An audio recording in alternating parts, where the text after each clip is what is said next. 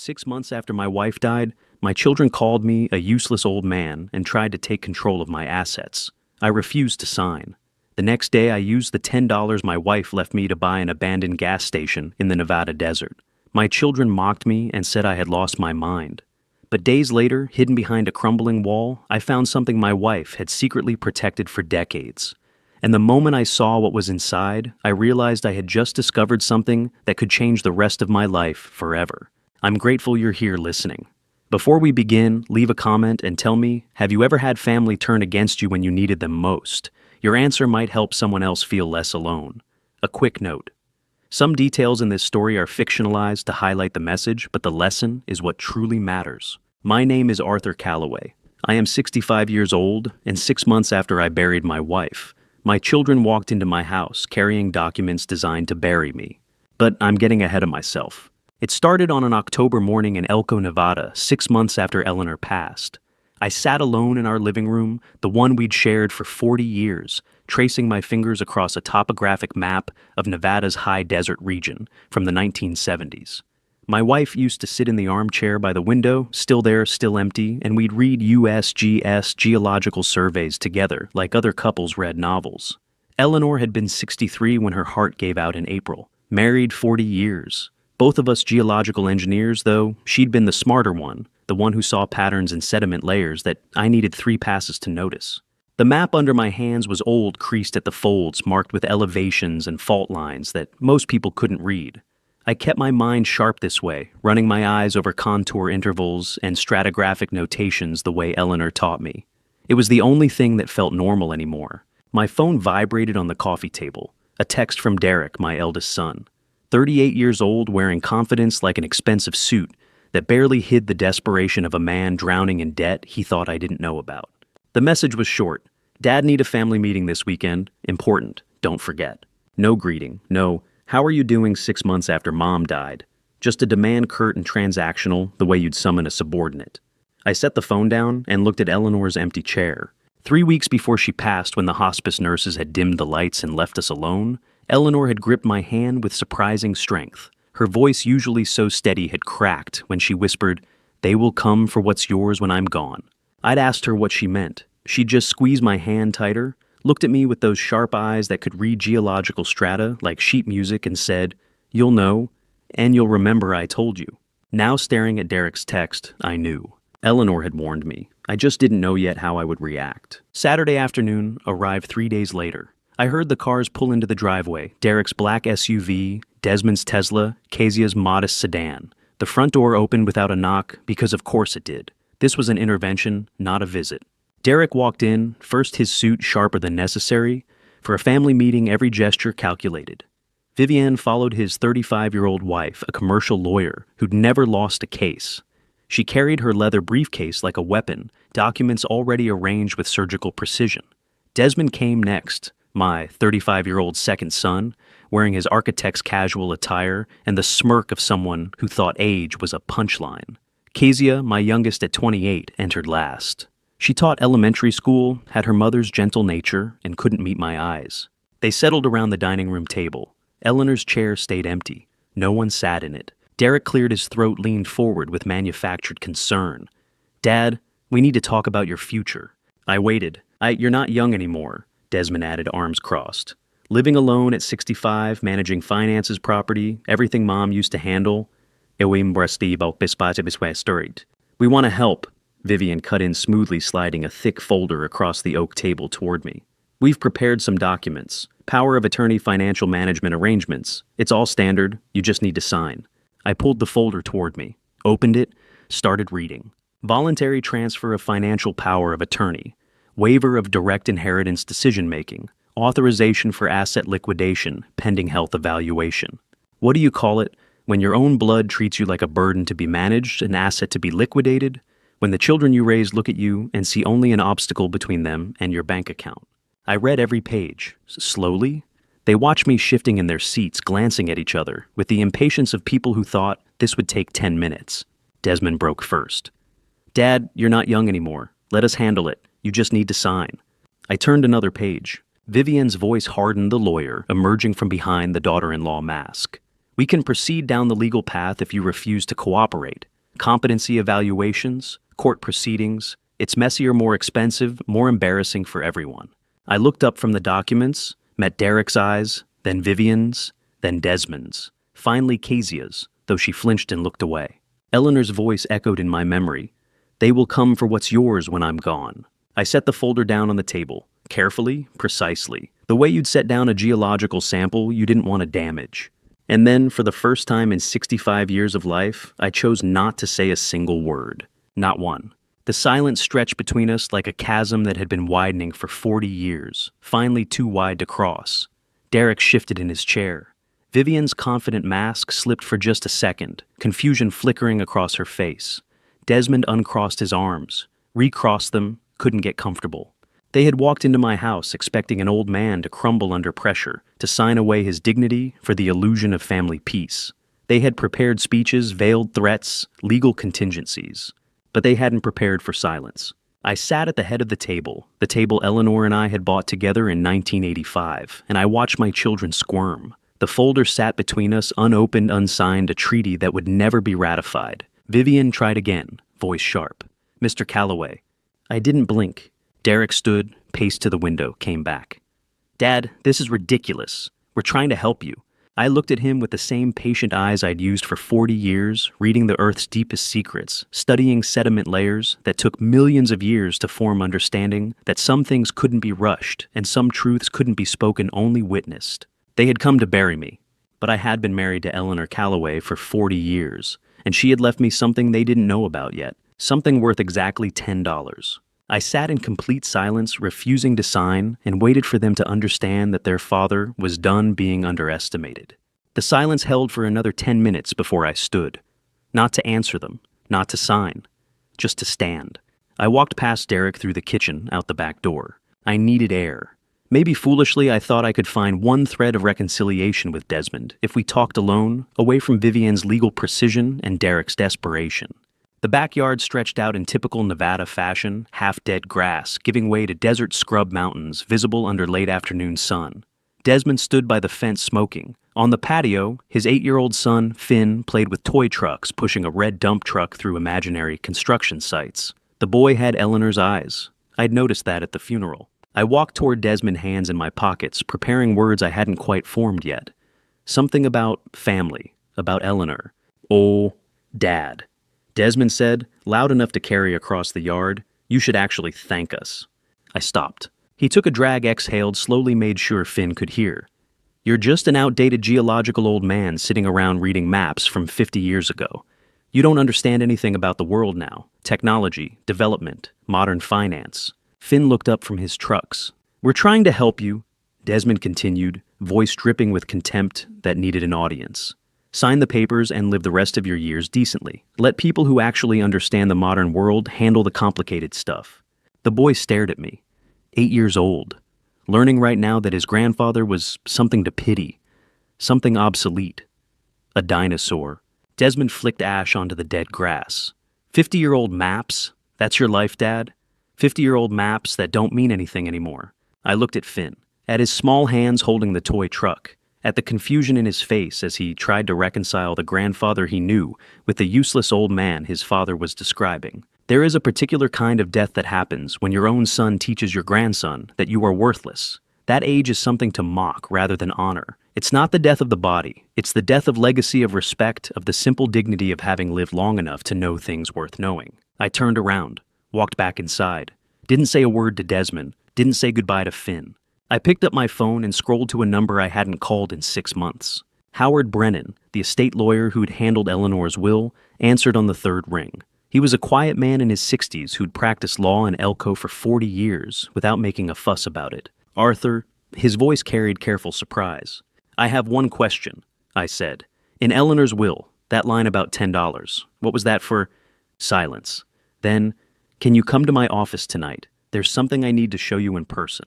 I drove to downtown Elko as the October sun set behind the Ruby Mountains. Howard's office occupied the second floor of an old brick building, small wood-paneled warm yellow light from a banker's lamp on a desk buried under folders and leather-bound law books. The room smelled like old paper and decades of filed documents. Howard wore reading glasses on a chain and a cardigan Eleanor had trusted completely. He opened a file cabinet, pulled out a folder with my name on it. The clause reads, he said adjusting his glasses, $10 USD to be used to purchase property located at Route 93 mile marker 47 Elko County, Nevada, if Arthur Calloway chooses to exercise this option. I stared at him. Purchase what? He pulled a small sealed envelope from the folder. Eleanor's handwriting on the front, shaky but unmistakable, only open after you have signed the deed. He set it on the desk between us. Your wife came to see me 3 weeks before she passed, took a cab, couldn't drive anymore, sat in that chair you're in now and told me to prepare this clause. Paid $10 cash, had me notarize everything. She bought property with $10. She bought back property. Howard leaned back in his creaking chair. There's an abandoned gas station out on Route 93 mile marker 47. Been sitting empty for years. Owner wanted to get rid of it, sell for scrap value. Eleanor negotiated $10. If you want it, you pay the $10 she left. You sign the deed, and it's yours. I picked up the sealed envelope. Light, almost nothing inside. Just a few pages, maybe. A letter. Eleanor had left me breadcrumbs through a forest I didn't yet know I was lost in. She knew, I said quietly. Howard nodded. She knew something, Arthur. Wouldn't tell me what. Just said you'd understand when the time came. Said you'd know what to do with it. I turned the envelope over in my hands. 40 years of marriage. 40 years of reading geological surveys together, understanding sediment layers and fault lines, and the patient work of time transforming pressure into something solid. She'd always read people the way she read geology and layers and pressure. In what lay hidden beneath the surface, everyone else accepted at face value. And in the final weeks of her life dying in hospice, she'd seen this coming. The children, the documents, the humiliation. She'd left me an escape route, or a weapon, or both. I'll take it, I said. I'll sign. Howard slid the deed across the desk. I signed where he indicated, dated it, October 2022, and watched him notarize it with the same careful precision he'd probably used for 1,000 other documents. The envelope stayed sealed in my jacket pocket as I stood to leave. Are you going out there? Howard asked. To see it? Tomorrow morning, I said, alone, without telling anyone. I drove home in full darkness, the sealed envelope pressing against my chest like a heartbeat. Eleanor had known exactly what was coming, had prepared for it in her final weeks, and had hidden something at an abandoned gas station in the Nevada desert that she trusted only me to understand. The next morning I would drive to Route 93, and everything would change. The next morning, I drove out to Route 93 mile marker 47 alone without telling anyone, and what I found there looked like the last place on earth anyone would spend $10. The gas station sat 50 yards off the highway, accessible by a gravel access road that had mostly surrendered to desert scrub. A rusted sign hung crooked from a single bolt, Silas Gas EST, 1969.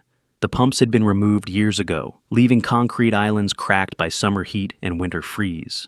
The building itself was small, maybe 15 by 20 feet. Windows boarded with plywood, grayed by decades of sun. Red dust coated everything. Dry wind rattled a chain-link fence section that had come loose from its posts. To anyone else, this was abandoned trash, a liability, something you'd pay someone to haul away. But I wasn't anyone else. I'd spent 40 years working for the United States Geological Survey as a senior geological engineer, 40 years reading stratigraphic maps, analyzing sediment cores, identifying mineral deposits buried under thousands of feet of rock that looked identical to untrained eyes. Eleanor used to joke that I could walk across a parking lot and tell you what the Earth looked like 3 million years ago, 1,200 feet down. She wasn't entirely wrong. I stepped out of my truck, pulled my phone from my pocket, and started taking photographs. Not of the building, of the terrain, the slope of the land, the color variations and exposed rock outcroppings a quarter-mile west, the drainage pattern of an ancient creek bed, visible only as a slight depression running northwest to southeast. Then I opened Google Maps, switched to satellite view, and zoomed in. There. The gas station sat at the precise intersection of 3 stratigraphic layers I'd memorized in 1987, while working on a lithium survey for the U.S. GS Basin and Range Province Eastern Nevada sector, the Humboldt Formation running east-west, the Elko Basin sediments trending north-south, and beneath both, visible only in core samples and seismic surveys from the early 70s, a third-layer tertiary volcanic ash beds that trapped mineral-rich groundwater in pockets geologists called brine lenses. A geologist learns to see time written in stone, to read stories the earth tells in layers. Most people walk across without a second thought. I'd walked across 1,000 sites like this, recognizing what lay hidden beneath parking lots and wheat fields and abandoned gas stations that no one wanted. Eleanor had known I would see it. She'd known because she'd spent 50 years reading geological formations, the way other people read faces instinctively completely, without needing to be told what was hidden beneath the surface. We'd read those same USGS surveys together in the 80s. She'd marked pages, made notes in margins, asked questions I thought were theoretical exercises. They weren't theoretical. She'd been planning this. I stood in the wind and dust, staring at the worthless-looking property, and felt something shift inside me. Not grief anymore, not the hollow ache of her empty chair. Something else. Purpose. I drove home in silence. In my pocket was the deed bearing my name, Arthur Calloway, owner of 2.3 acres at Route 93 mile marker, 47, Elko County, Nevada. Purchased for $10 cash. In my head was the memory of stratigraphic maps I'd studied for 40 years, the intersection of 3 geological layers that told a story most people couldn't read. Eleanor's envelope remained sealed in my jacket pocket, but I was beginning to understand that she had seen this moment coming, had mapped my path forward when I couldn't see beyond her hospital bed. She'd known I would recognize what everyone else missed. She'd known I would understand. I parked in my driveway as the October sun set behind the mountains, pulled out the deed, and read the property description again. The gas station looked like abandoned trash to everyone else. To anyone who'd checked the county records, it was a nuisance the county wanted off the books. To my children, if they knew about it, it would be one more piece of evidence that their father had lost his mind spending money on worthless desert property. But through a geologist's eyes, I had seen something else entirely. I had seen the intersection of stratigraphic layers that told me this worthless patch of Nevada desert was sitting on top of something the earth had been hiding for millions of years. Something valuable enough that Eleanor had spent her final weeks making sure I would find it. I sat in my car, deed in hand, and realized her secrets were just beginning to reveal themselves. 4 days passed in silence. I drove to the gas station each morning with an old army green field notebook, the same kind I'd used during 40 years at the USGS, measuring terrain elevations and recording observations in handwriting only I could decipher. I told no one what I was doing. Not Derek, not Vivienne, not even Kezia, who'd called twice to check on me, and I'd let go to voicemail. On the 4th evening, I sat in my bedroom with Eleanor's photo on the nightstand, the same photo from our anniversary dinner in 2019, when she'd worn the blue dress she loved and smiled at the camera like she knew something I didn't. The phone rang at exactly 9 p.m. California area code, number I didn't recognize. I answered. "Mr. Calloway," a male voice, professional, deep. "We know you just signed the deed at Route 93 mile marker 47. Public record was updated this morning at the Elko County Recorder's office." Then he hung up.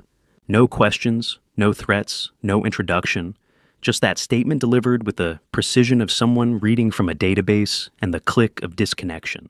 I sat perfectly still, staring at my phone screen. The call had lasted 11 seconds. I wasn't worried. I was nodding the way you nod when a hypothesis gets confirmed by data. Someone out there, someone with resources, with systems sophisticated enough to monitor county property records in real time, was tracking my movements. They knew what I'd purchased, which meant they understood at least partially what that property was worth. How does a man know he's found something valuable when strangers with California area codes start calling before the ink on the deed has dried? I didn't tell anyone about that call. Not even Estelle, who at the time I didn't know, would become one of the most important people in the coming months. The fact that someone was tracking county property records in real time told me everything I needed to know about the value of what I'd purchased for $10. Eleanor had known this would happen, had probably anticipated the California call, the surveillance, the invisible watchers circling like hawks over something they wanted but couldn't yet claim. She'd left me the deed, but she'd also left me the burden of being watched. The next morning I woke earlier than usual, loaded my field notebook and measuring equipment into the truck, and drove out to the gas station before dawn broke over the Ruby Mountains.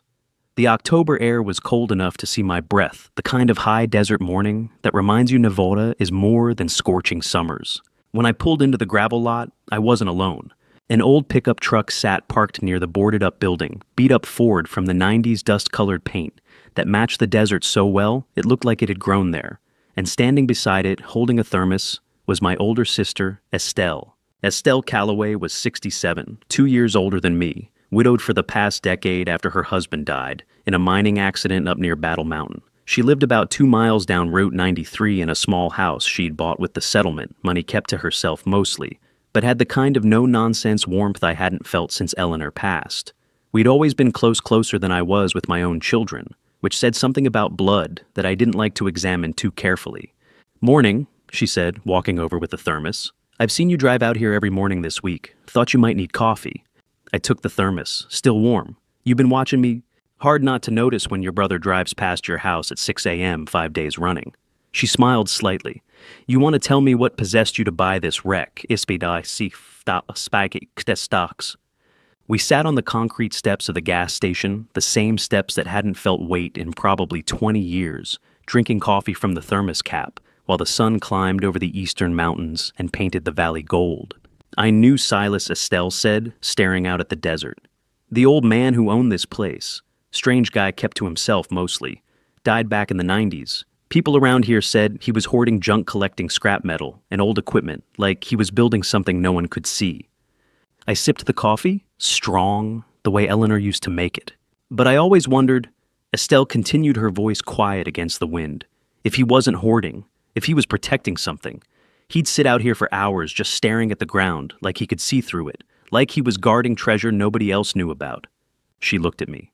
"Is that what you're doing? Guarding something?" I thought about the California call, the sealed envelope in my jacket pocket, the stratigraphic layers I'd recognized that first day, the way Eleanor had known exactly which property exactly, which price exactly when I would need it. "I'm finishing what my wife left undone," I said.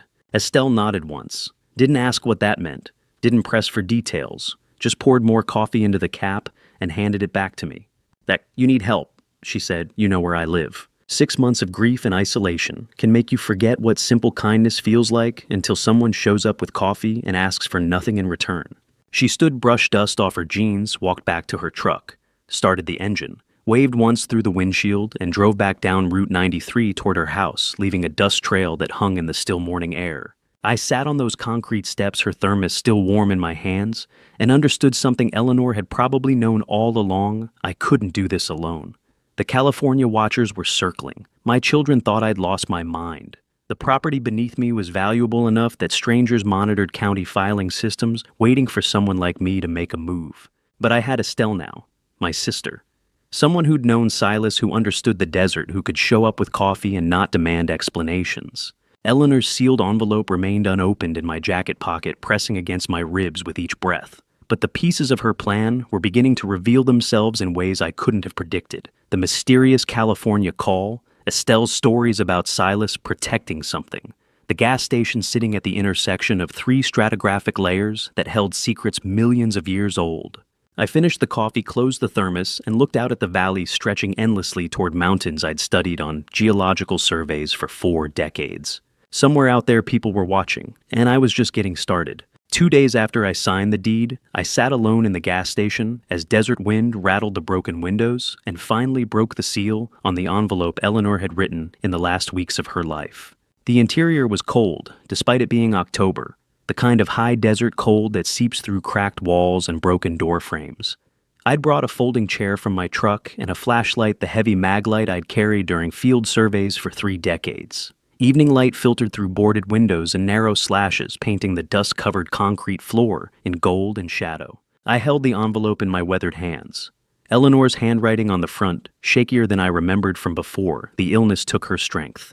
"Only open after you have signed the deed." I broke the seal. Inside, a single sheet of notebook paper folded once. Her handwriting barely legible. The words tilting and wandering like a drunk man's walk, written in the final days, when holding a pen required effort she could barely spare. "My dearest Arthur, I know you will find out. Silas was my father's friend. He told Father about the map before he passed. Father told me when I was a child. You are the only geological engineer I trust. Look at the west wall of the back shed. You will understand. Love you always, Eleanor." I read it 3 times. Silas was her father's friend. Her father had known about something hidden here, had told Eleanor when she was a girl, and she'd carried that secret, 40 years? 50, waiting for the exact moment she would need to give it to her husband, the geologist. She'd orchestrated this entire inheritance. Not in her final weeks, not even in the months after her diagnosis. She'd been planning this since before we married, maybe, choosing me not just as her husband, but as the one person with the training to understand whatever Silas had protected in this abandoned gas station. I sat silently for a long time, eyes red, but I didn't cry. Eleanor was the first one to set the trap, the first one to see what was coming. She'd known our children would turn on me, known I would need something more powerful than money or lawyers or family bonds that had already fractured beyond repair.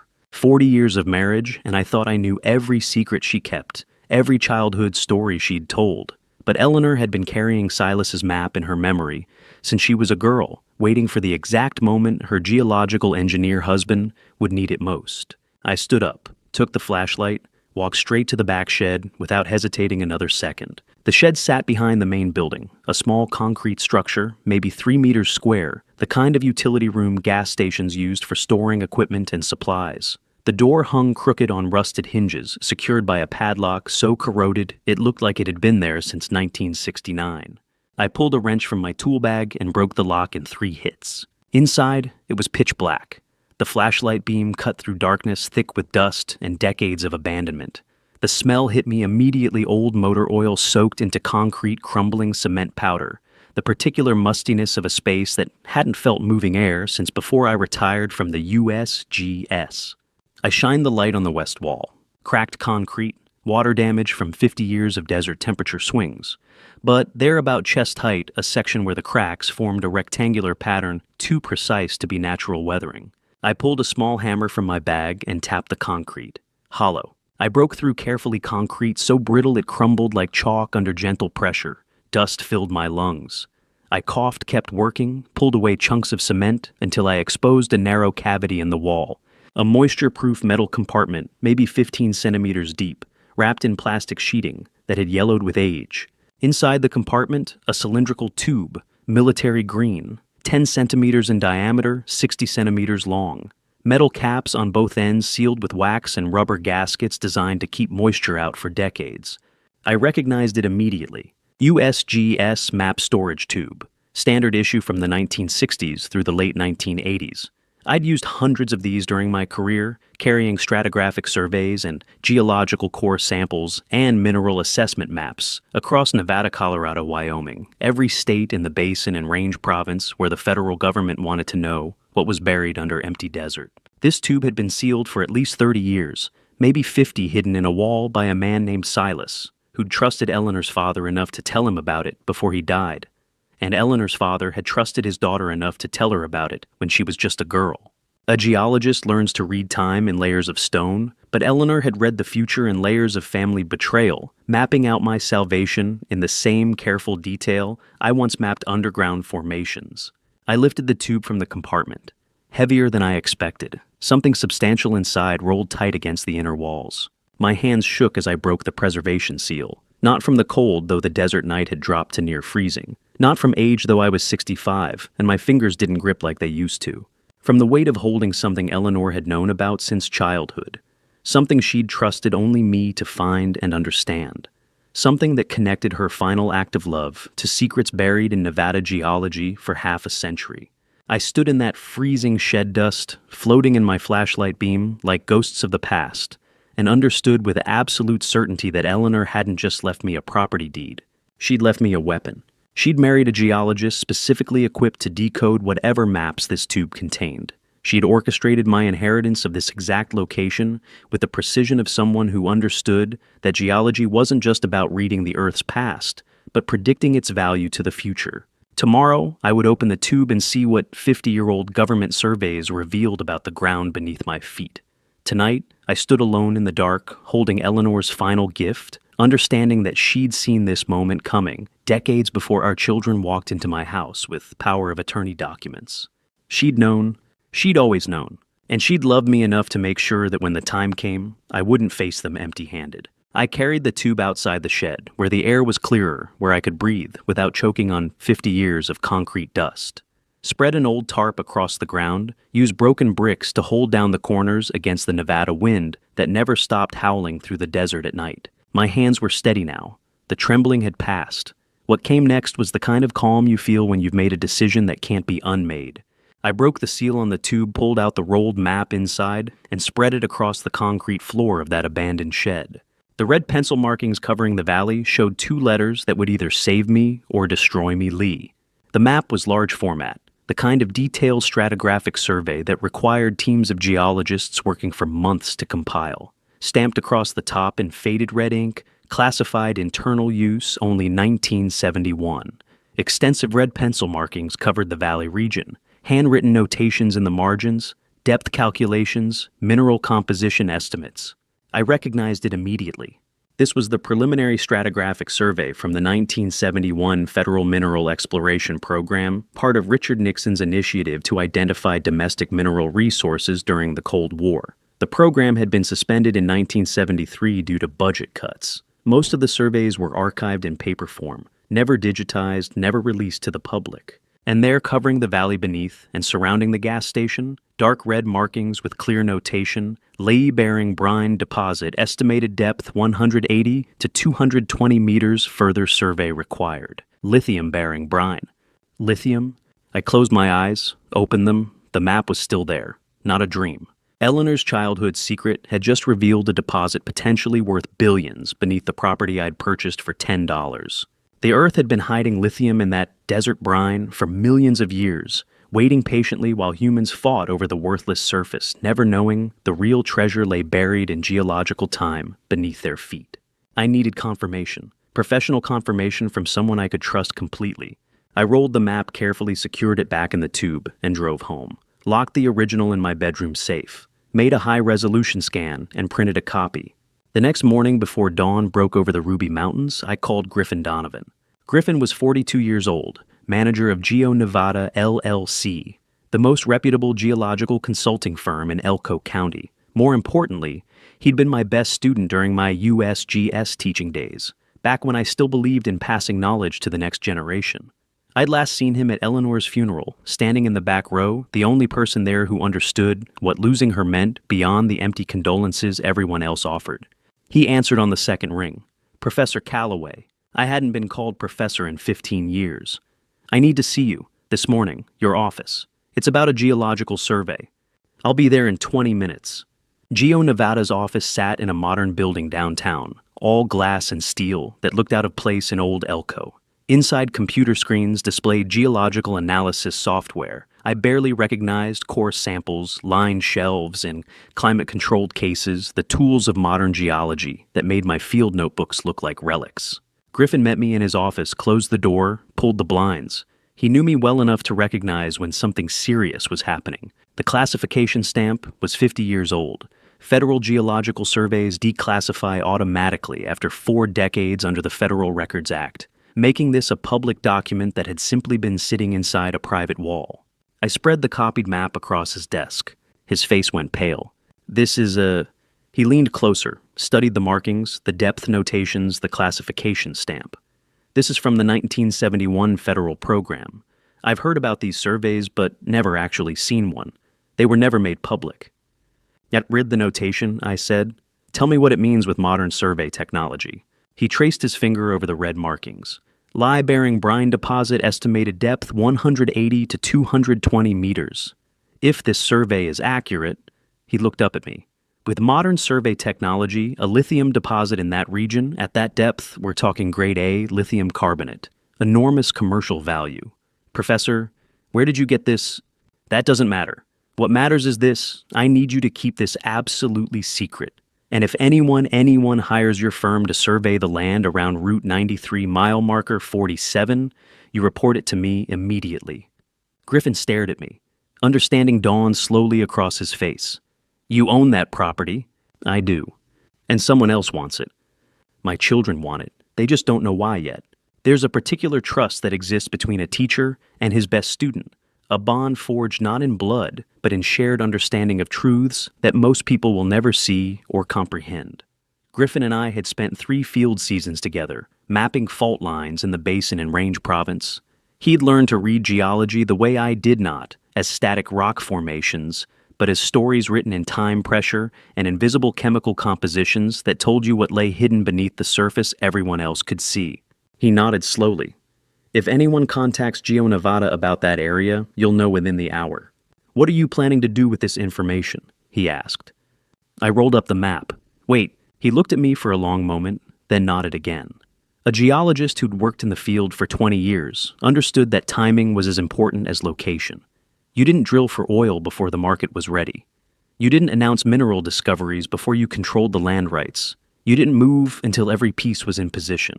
Eleanor had positioned the pieces 40 years in advance. I drove back to the gas station with Griffin's confirmation burning in my mind, like the lithium deposit burning 200 meters beneath the desert floor. Eleanor had known about this map since childhood, had married a geologist. Specifically equipped to understand, it had orchestrated my purchase of the exact property, and had left me with geological proof of billions in hidden wealth. Now, all I needed to do was wait for my children to make the first move to reveal their plans for the valley, and then I would show them that the old geological engineer they had dismissed as worthless understood the Earth's secrets better than any of them could imagine. I parked at the gas station, walked to the edge of the property, and looked out at the valley stretching endlessly toward the mountains. Somewhere beneath my feet, locked in brine pockets that had formed millions of years ago, lay enough lithium to power electric car batteries for half of America. And my children thought I'd bought a trash heap for $10. The irony was almost geological in its perfection. 2 weeks passed. I spent them at the gas station measuring, recording, working in silence while Griffin's confirmation of the lithium deposit burned in my mind like a secret I couldn't share. And across town, my children were also meeting. I didn't know this until Kezia called late that night. While I'd been taking measurements of the valley terrain, calculating depths, and cross-referencing Eleanor's 1971 map with modern geological databases, Derek had called a family meeting in his downtown Elko office. Not at my house this time, not where I could overhear or interrupt. Just the 3 siblings and Vivienne sitting around Derek's conference table with architectural renderings and LLC formation documents spread across polished wood. Kezia told me everything, her voice shaking, words tumbling out in guilty confession. Derek had unveiled his vision, Elko Desert Oasis, a luxury glamping resort targeting wealthy California clients who wanted authentic Nevada desert experiences without actually roughing it. High-end canvas tents with real beds and climate control. Farm-to-table restaurant using local ingredients. Guided geological tours of the basin formations. Spa services. The whole manufactured authenticity package that sold for $500 a night to people who thought staying in a tent made them adventurers. The location, the valley surrounding my gas station. "The old man sits in that trashy gas station all day," Derek had said, according to Kezia's tearful recounting. "Can't do anything. Let him have fun with his pile of trash. We buy the surrounding land, build the resort around it. He'll never even know." Vivienne had come prepared. LLC formation documents already drafted. Land acquisition paperwork ready to file. She'd researched the property ownership in the valley, mostly absentee landlords and the county holding tax delinquent parcels. Easy purchases, she'd assured them. Minimal resistance. Desmond had brought architectural concept designs, renderings of canvas structures nestled into desert landscape, tasteful lighting, stone pathways, the kind of development that looked natural in photographs but required millions in infrastructure no one would see. They'd needed capital, still needed my signature on those power of attorney documents to access the assets they claimed were being mismanaged. But Derek was confident.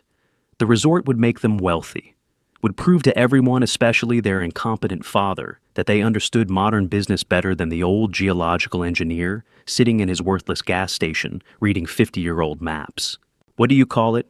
When your own children plan an empire on land, you control dismissing you as irrelevant trash while you sit on proof of billions they can't see or imagine. Eleanor would have called it perfect. Kezia had been pressured to sign. Minority shareholder in the LLC. 10% stake. Derek had framed it as family unity, as making sure she wasn't left out when her brothers became successful. Vivienne had slid the papers across the table with her lawyer's smile that didn't reach her eyes. And Kezia had signed. But then she'd come to my apartment that night, stood outside in the October cold, and called me at 11 p.m. from her car because she couldn't live with the guilt. "They needed more capital," she whispered into the phone. "Still need you to sign those asset papers." But Derek was confident the resort would make everyone wealthy. He kept saying you'd never even notice. I sat in the small gas station office looking out at black desert under a sky full of stars that had witnessed 1 billion years of geological transformation. My phone pressed against my ear, my youngest daughter crying on the other end of the line. "You did the right thing calling me," I said, my voice steady, calm.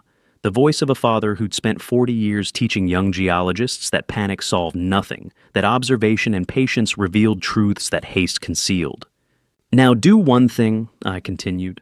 "Sign whatever they require, and don't tell anyone about this call." Silence on the other end. Then in a whisper so quiet I almost missed it. "Father has a plan, right?" I didn't answer. Couldn't tell her yes without revealing too much. Couldn't tell her no without breaking whatever fragile trust had driven her to betray her siblings. The hardest part of strategic patience is watching someone you love get caught in the machinery of justice you're building, knowing you can't save them without destroying everything Eleanor planned. "Just trust me," I said finally, "and keep yourself safe." I hung up, sat still for a moment in the dark office Eleanor's map tube visible in the corner where I'd propped it against the wall like a talisman. The 1971 survey showing billions in lithium. Griffin's confirmation that the deposit was real, and now Derek's resort plans laid out with the arrogant confidence of someone who thought his father too senile to matter. The clock had started running. I needed to act faster than I'd anticipated. I picked up the phone again and dialed a number I'd found 3 days earlier after Griffin's confirmation had made Eleanor's plan crystallize into something actionable. Howard handled wills and estate law. What I needed now fell into entirely different legal territory. He'd said as much himself when I called and recommended the man whose name I'd found in my own USGS contacts 3 days earlier. Raymond Cole, mineral rights attorney, 30 years practicing in Elko, specialized in subsurface property law that most people didn't even know existed. He answered on the fourth ring voice, groggy. "This is Cole." "Mr. Cole, my name is Arthur Calloway. I need legal counsel regarding mineral rights acquisition in Elko County. Specifically, I need to know how to purchase subsurface rights to approximately 800 acres of valley land before anyone else files development permits." Silence on the other end, then. "That's specific and unusual. Can this wait until morning?" "No," I said. "It can't. My children are planning to build a resort on land I intend to control from the bedrock up, and they're planning to start filing permits within the month." Another pause. Then Raymond Cole's voice came back sharper, more awake. "Meet me at my office tomorrow morning, 7 a.m. Bring whatever documentation you have about the property in question." "I'll be there," I said. I hung up and looked out at the desert darkness. Derek thought he was building an empire on land his senile father would never notice. Vivienne thought her legal expertise had covered every angle. Desmond thought his architectural vision would transform worthless desert into profitable luxury. None of them knew that their father owned the mineral rights to the gas station property. None of them understood that Nevada law allowed those rights to be severed from surface ownership. None of them had read the 1971 USGS survey showing what lay buried beneath the valley they wanted to develop. And none of them suspected that in 7 hours I would walk into Raymond Cole's office and begin building the legal trap that would transform their resort dreams into the mechanism of their own destruction. Eleanor's plan was entering its final phase, and I was ready. Raymond Cole's office was on the second floor of an old brick building in central Elko. The sign outside reading Cole and Associates Mining and Mineral Law. I'd known his name from my USGS days, but never thought I'd need him to weaponize geology against my own blood. I arrived at 7 a.m., carrying Eleanor's 1971 classified stratigraphic map, Griffin's written geological confirmation, and notes from Kezia's call detailing Derek's resort conspiracy. Raymond looked up from his desk. 55 years old, sharp eyes behind reading glasses, 3 decades mastering Nevada's mineral rights statutes. Mining law books lined the walls, a small Nevada flag on his desk. "Mr. Calloway," he said, "show me what you have." I spread the map across his desk, explained the 1971 survey, showed Griffin's confirmation, described Derek's Elko Desert Oasis plans. Raymond studied the documents for 10 minutes, then leaned back. According to Nevada revised statutes, Chapter 517, he said, "Mineral rights in Nevada can be severed from surface rights. You can separately purchase the mineral rights to the entire valley, including whatever land your children are buying. If they dig into the ground without owning those mineral rights, they violate Nevada's subsurface mineral estate statutes, civil and criminal penalties. Meaning their resort becomes an illegal mining operation the moment they break ground deep enough to hit mineral-bearing strata. which according to this map is everywhere in that valley, at depths their foundation will reach. He tapped the survey. But you need to act before they file for foundation permits. You need to own the subsurface before they own the surface. How long? Weeks, maybe less. Raymond asked me a question I'd waited 40 years to answer. Mr. Calloway, do you want to stop them, or do you want to destroy them? I looked at Eleanor's map, thought of her death, my children's power of attorney ambush, Desmond calling me a dinosaur, Derek dismissing my gas station as trash. Destroy them, I said. Raymond nodded and opened his laptop. Then let's get to work. Geology teaches you to think in layers separated by millions of years. Law teaches you to think in clauses separated by numbered pages. And when the two converge, you can bury your enemies under weight they never saw coming. For the next 3 days, we worked with campaign intensity. Every morning at his office. Every evening I returned to the gas station and studied Eleanor's map. First, Raymond established Desert Geological Holdings, LLC, in my name. Used his office address to avoid detection. Filed with Nevada Secretary of State, legal and invisible. Second, we purchased the mineral rights. Elko County had classified the 800 acres of valley as barren desert land, with no mineral value since the 1980s. The county offered mineral rights at nominal consideration, $3 per acre. 800 acres times $3, $2,400. The same amount Eleanor had left me to buy the gas station, like she'd known exactly what everything would cost. I paid from my private savings account, separate from any joint assets. Raymond filed the mineral rights deed with the county recorder, listing Desert Geological Holdings, LLC, as owner of all subsurface rights from bedrock to 500 feet depth. Legal under NRS 517. Recorded in public records my children would never check. Invisible until I chose to reveal it. Third, Raymond drafted the loan agreement. $150,000 I would offer Derek to capitalize the resort. Generous terms, low interest, 10-year payback, an offer that would make him think I'd accepted defeat. But buried in page 47 was a conversion clause. Raymond drafted it with surgical precision. 14-point bold font larger than the rest of the contract. Red border box surrounding the clause. A separate signature line beneath, I have read, understood, and agree to. Section 47 independently. This eliminates any possibility of a court dismissing the clause as hidden or unconscionable, Raymond explained. When Vivian signs this, and she will, because she won't believe your loan agreement could outmaneuver her, she'll be legally acknowledging she read and understood the conversion terms. The clause was elegant. If Derek's company violated my separately held mineral rights, the loan would immediately convert to equity ownership. Controlling equity. Enough to seize the resort, the LLC, everything. Eleanor had mapped my path with geological precision, and now Raymond was translating that ancient stone language into modern legal code that would bind my children tighter than any family obligation ever could. On the fourth morning, I sat in Raymond's office holding 2 documents. The first Elko County mineral rights deed showing Desert Geological Holdings, LLC, controlled every atom beneath the valley floor. 800 acres, $2,400. Filed and recorded. The second, the loan agreement. $150,000 of apparent generosity containing page 47's red-bordered landmine waiting for Vivian's signature. The legal trap was set. The geological weapon was loaded. Now, I just needed to make one phone call that would sound like a father's forgiveness, but deliver my children into the mechanism of their own destruction. I pulled out my phone and looked at Derek's number. Raymond watched me. You ready? I thought of Eleanor's empty chair, her final instructions, the map she'd kept secret since childhood. I've been ready since the day they walked into my house with those documents, I said. I dialed Derek's number. He answered on the third ring. Dad, Derek, I said, voice carefully neutral.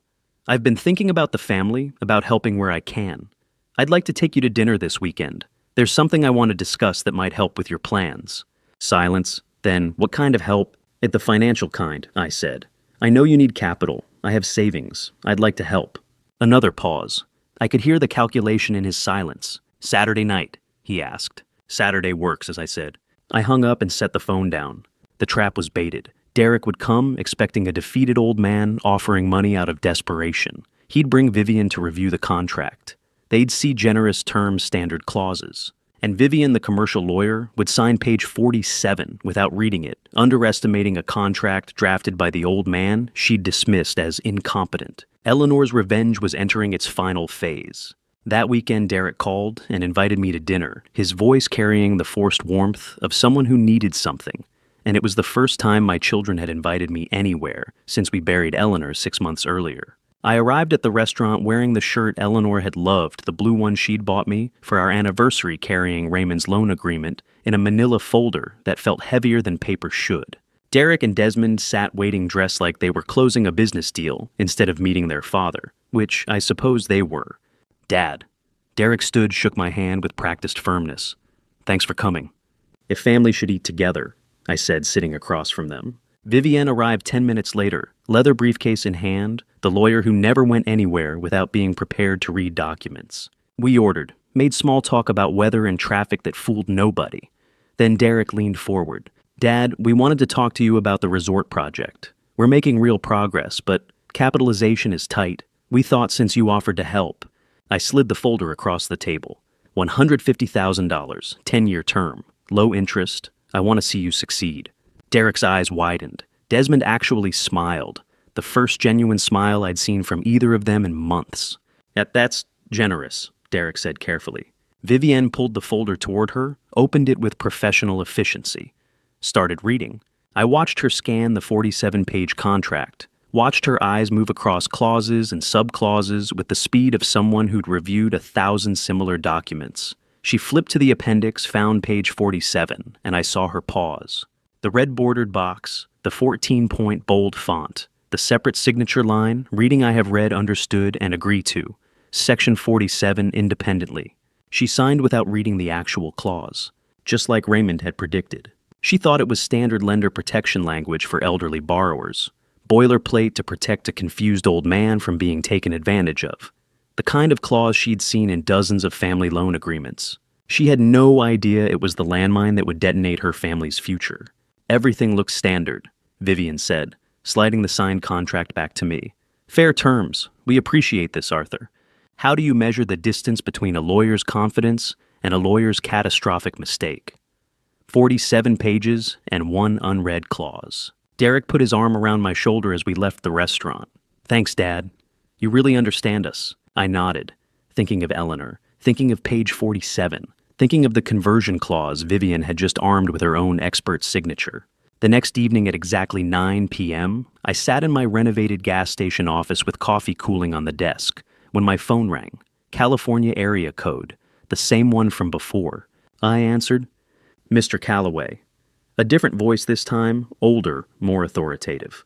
I represent Novateur Energy's acquisitions department.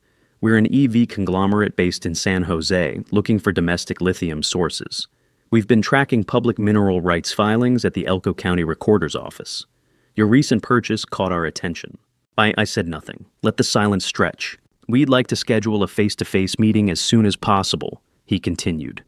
Discuss acquisition terms for the subsurface rights you filed last week. We have a November 30th board deadline for Q4 approvals, so timing is critical. I'm not ready, I said calmly. When I'm ready, I will call you. I hung up before he could respond. They had a November 30th deadline. I knew the timing now, and I controlled it. Not them, not my children, me. A major corporation was circling my lithium deposit with billion-dollar hunger, and my children were completely unaware that their resort sat directly in the kill zone. 1 week later, I drove out to the Valley worksite. Surveying equipment dotted the landscape orange stakes marking property boundaries. Derek's off-road vehicles parked where he and Desmond were directing a crew setting up preliminary measurements. Desmond saw me first, loud enough for everyone to hear, Dad, what are you doing here? This is a construction site, dangerous for old people. The crew looked up, young men in hard hats who didn't know family dynamics, just knew the boss's brother was being dismissed. My old geological father here, Desmond continued gesturing at me like I was a museum exhibit. Spent his life reading maps from 50 years ago, now out here watching us work for real. The crew laughed politely, the kind of laughter employees give when the boss makes a joke that isn't funny, but requires acknowledgement. I looked down at the exact spot where they had marked the foundation corners, bright orange spray paint on desert soil. Right there, 180 meters beneath their feet, lay the lithium deposit Eleanor's 1971 map had marked in red pencil, and Griffin's modern analysis had validated to the meter. They were digging their own graves while mocking the gravedigger, standing on billions of dollars in lithium while calling me worthless for knowing it was there. I smiled faintly, turned around, walked back to my truck, drove home in silence, and called Griffin. "They're about to file for the foundation permit," I said. "Let me know the moment they hire a geological survey team." "Everything falling into place?" Griffin asked. "Exactly as Eleanor planned," I said. I hung up and sat in my truck, watching the desert sun set behind the mountains. Vivian had signed the conversion clause. Novatur was ready to pay billions for the lithium rights. Derek would soon file for foundation permits that would trigger the mineral theft trap the moment they broke ground. Griffin would alert me when my children hired his firm for geological surveys that would confirm they were building a resort on top of my deposit. Desmond's mocking laughter still echoed across the valley, but it didn't matter. Eleanor had orchestrated this from her deathbed with geological precision. Every layer, every clause, every perfectly calculated humiliation that would transform into legal devastation.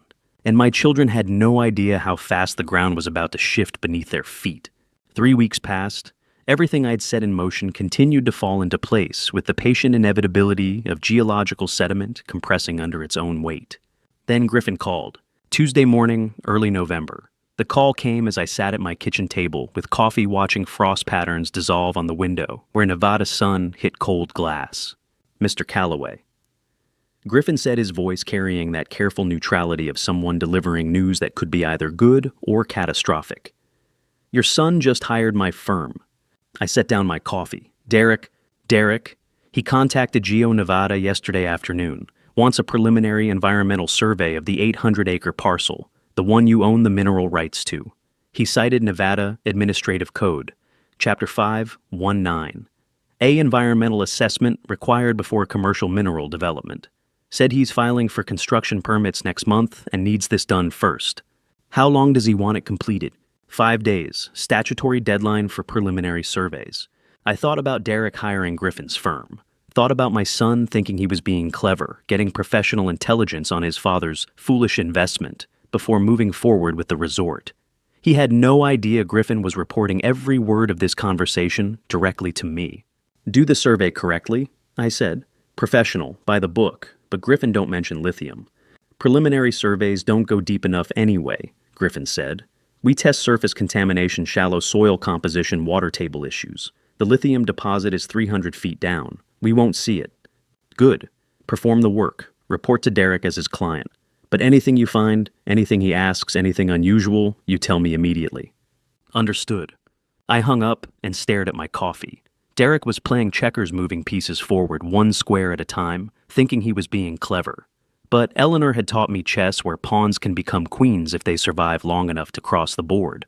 How many moves ahead had she seen when she whispered those coordinates in the hospice room? How many of my children's strategies had she already anticipated and countered from beyond the grave? 2 days later, Thursday afternoon, Vivian arrived at my house. Alone, no Derek, no Desmond. Just her and a leather portfolio that I'd learned meant legal documents designed to corner me. She sat across from me at the dining table without being invited. "Arthur," she said, pulling papers from the portfolio with practiced efficiency. "We need to discuss your recent financial decisions." I waited. The $2,400 purchase of worthless mineral rights. The $150,000 loan to Desmond with questionable terms. These represent a pattern of erratic decision-making that concerns the family. She slid a document across the table. "This is a consulting agreement. It grants me limited financial power of attorney for 2 years. You'll retain ownership of assets, but major financial decisions, anything over $10,000, require my co-signature. It's for your own protection. And if I refuse..." Vivian's face hardened into the expression I'd seen her use in negotiations. The corporate lawyer who'd never lost a case. "Then I file for a competency evaluation under Nevada guardianship law. Your recent unusual financial behavior provides sufficient evidence for a judge to order psychiatric assessment. It's not what anyone wants, Arthur, but the family needs to protect you from yourself." I let her finish. Let her think the threat had landed. Then I stood, walked to my desk, and pulled a document from the drawer where I'd kept it waiting for exactly this moment. Notarized. Official. Bearing the letterhead of Dr. Sarah Mitchell, licensed psychiatrist. Mini mental state examination. I said, setting it in front of Vivian. Administered 3 weeks after our family meeting in August. Score 30 out of 30. Perfect cognitive function. Vivian stared at the paper. I took this test. I continued. The day after you first mentioned protecting family assets during that meeting, I anticipated exactly this move. Raymond has the original. Copies have been filed with my physician and the county clerk's office. I sat back down. Your competency threat is legally dead before you file it. No judge in Nevada will order an evaluation when I have documented perfect cognitive function from 3 months ago. Try it if you want. Waste the filing fees. Vivian's hands tightened on her portfolio. The consulting agreement, I said, gesturing to her papers. Take it with you. She stood without a word, walked to the door, stopped with her hand on the knob. You're making a mistake, she said quietly. No, I replied.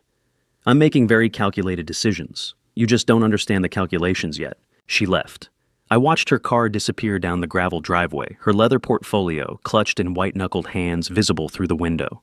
The MMSE document sat on my table, a single sheet of paper that had just destroyed a corporate lawyer's carefully constructed legal attack. The November wind rattled the window frames, and I thought of Eleanor again. She'd always said preparation isn't paranoia when you know your enemies. At the time, I'd thought she meant business competitors, mining companies that wanted our USGS research, developers who tried to buy land before surveys were published. Now I understood she'd meant family. That night, long after Vivian's failed attempt to seize control of my finances, I opened my email and found a new message. Sender Mitchell and Associates Law Firm, Reno, Nevada. Subject line, Notice of Intent, Mineral Rights Dispute. Not from Vivian this time, a litigation specialist. Derek had escalated beyond family pressure into actual legal warfare. I opened it. The letter claimed my purchase of the mineral rights constituted fraud, alleged that the county seller had failed to disclose material information about subsurface value, making the transaction voidable under Nevada contract law. Demanded I provide all documentation related to my knowledge of mineral deposits at the time of purchase. Discovery. They wanted discovery. I stared at the screen, my coffee long cold beside the keyboard. The trap was elegant. If Derek forced a legal battle over the mineral rights legitimacy, discovery would require me to reveal exactly what I knew about the lithium deposits and when I'd known it. I'd have to defend the purchase by proving I'd bought it fairly, which meant admitting I'd understood its true value from Eleanor's 1971 map before the transaction. Or I could stay silent, let Derek potentially void the entire purchase, lose the subsurface rights that controlled everything, defend the property and reveal the lithium early, or protect the secret and risk losing the weapon. Eleanor's chess game had just entered the endgame, and I wasn't sure which piece I was supposed to sacrifice next. Derek's litigation threat sat in my inbox like a ticking clock, but I didn't open my email again that night. Didn't call Raymond, didn't prepare a legal defense. Instead, I drove to Estelle's house without calling first headlights cutting through Nevada dark at 9 p.m. on a Friday. She answered the door in her robe, reading glasses still on, book in hand. Looked at me, standing on her porch, and didn't ask questions. Just stepped aside and let me in.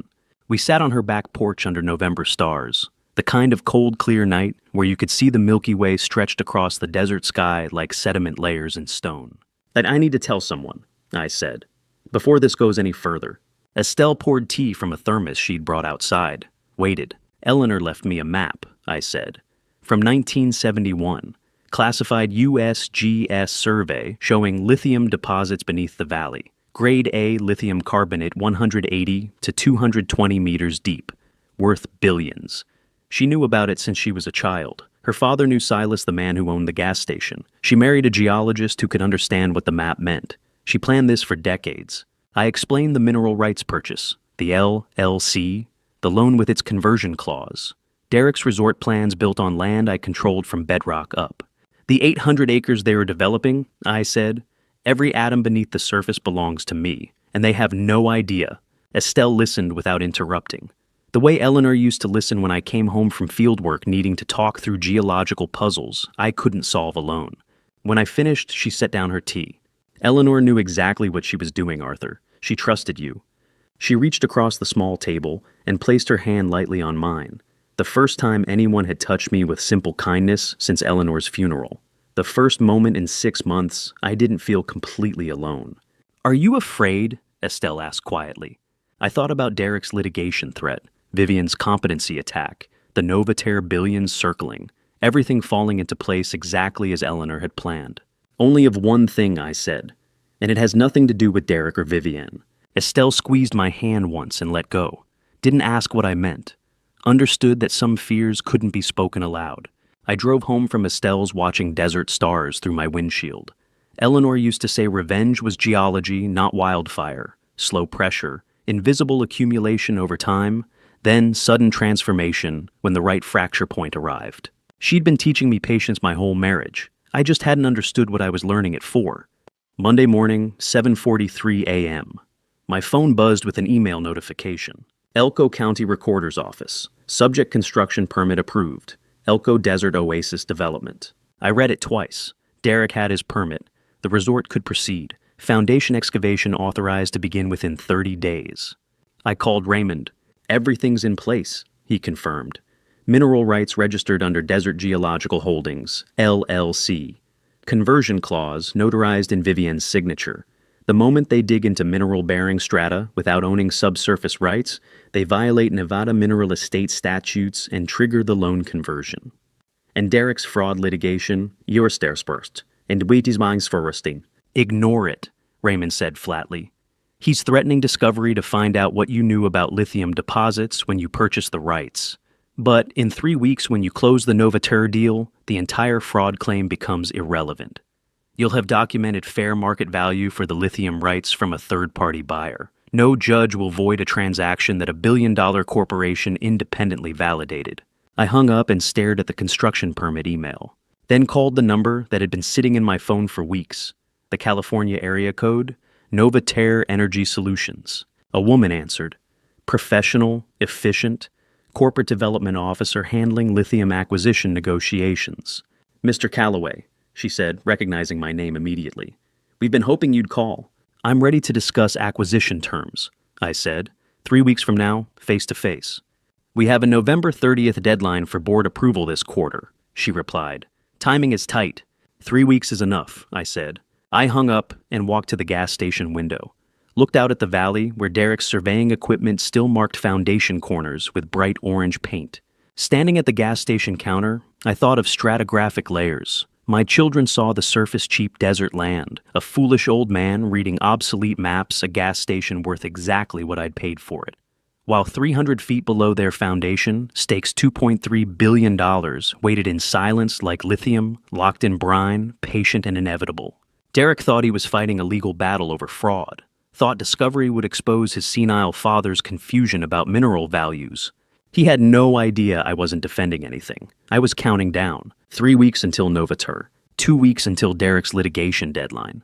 And when that deadline passed, when Novaterra's corporate lawyers verified every geological survey and paid fair market value for lithium rights, Derek didn't know existed, his fraud claim would evaporate like desert rain before it hit the ground. I wasn't playing defense. I was letting time do the work Eleanor had designed it to do.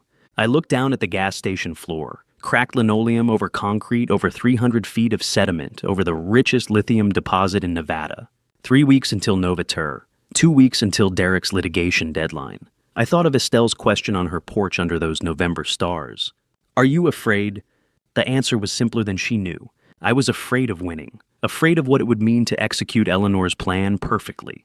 Afraid of standing over my children's destroyed dreams and knowing I'd done exactly what she'd mapped out for me to do. But fear didn't stop geological processes, didn't halt the slow compression of sediment into stone, didn't prevent lithium from crystallizing in brine over millions of years.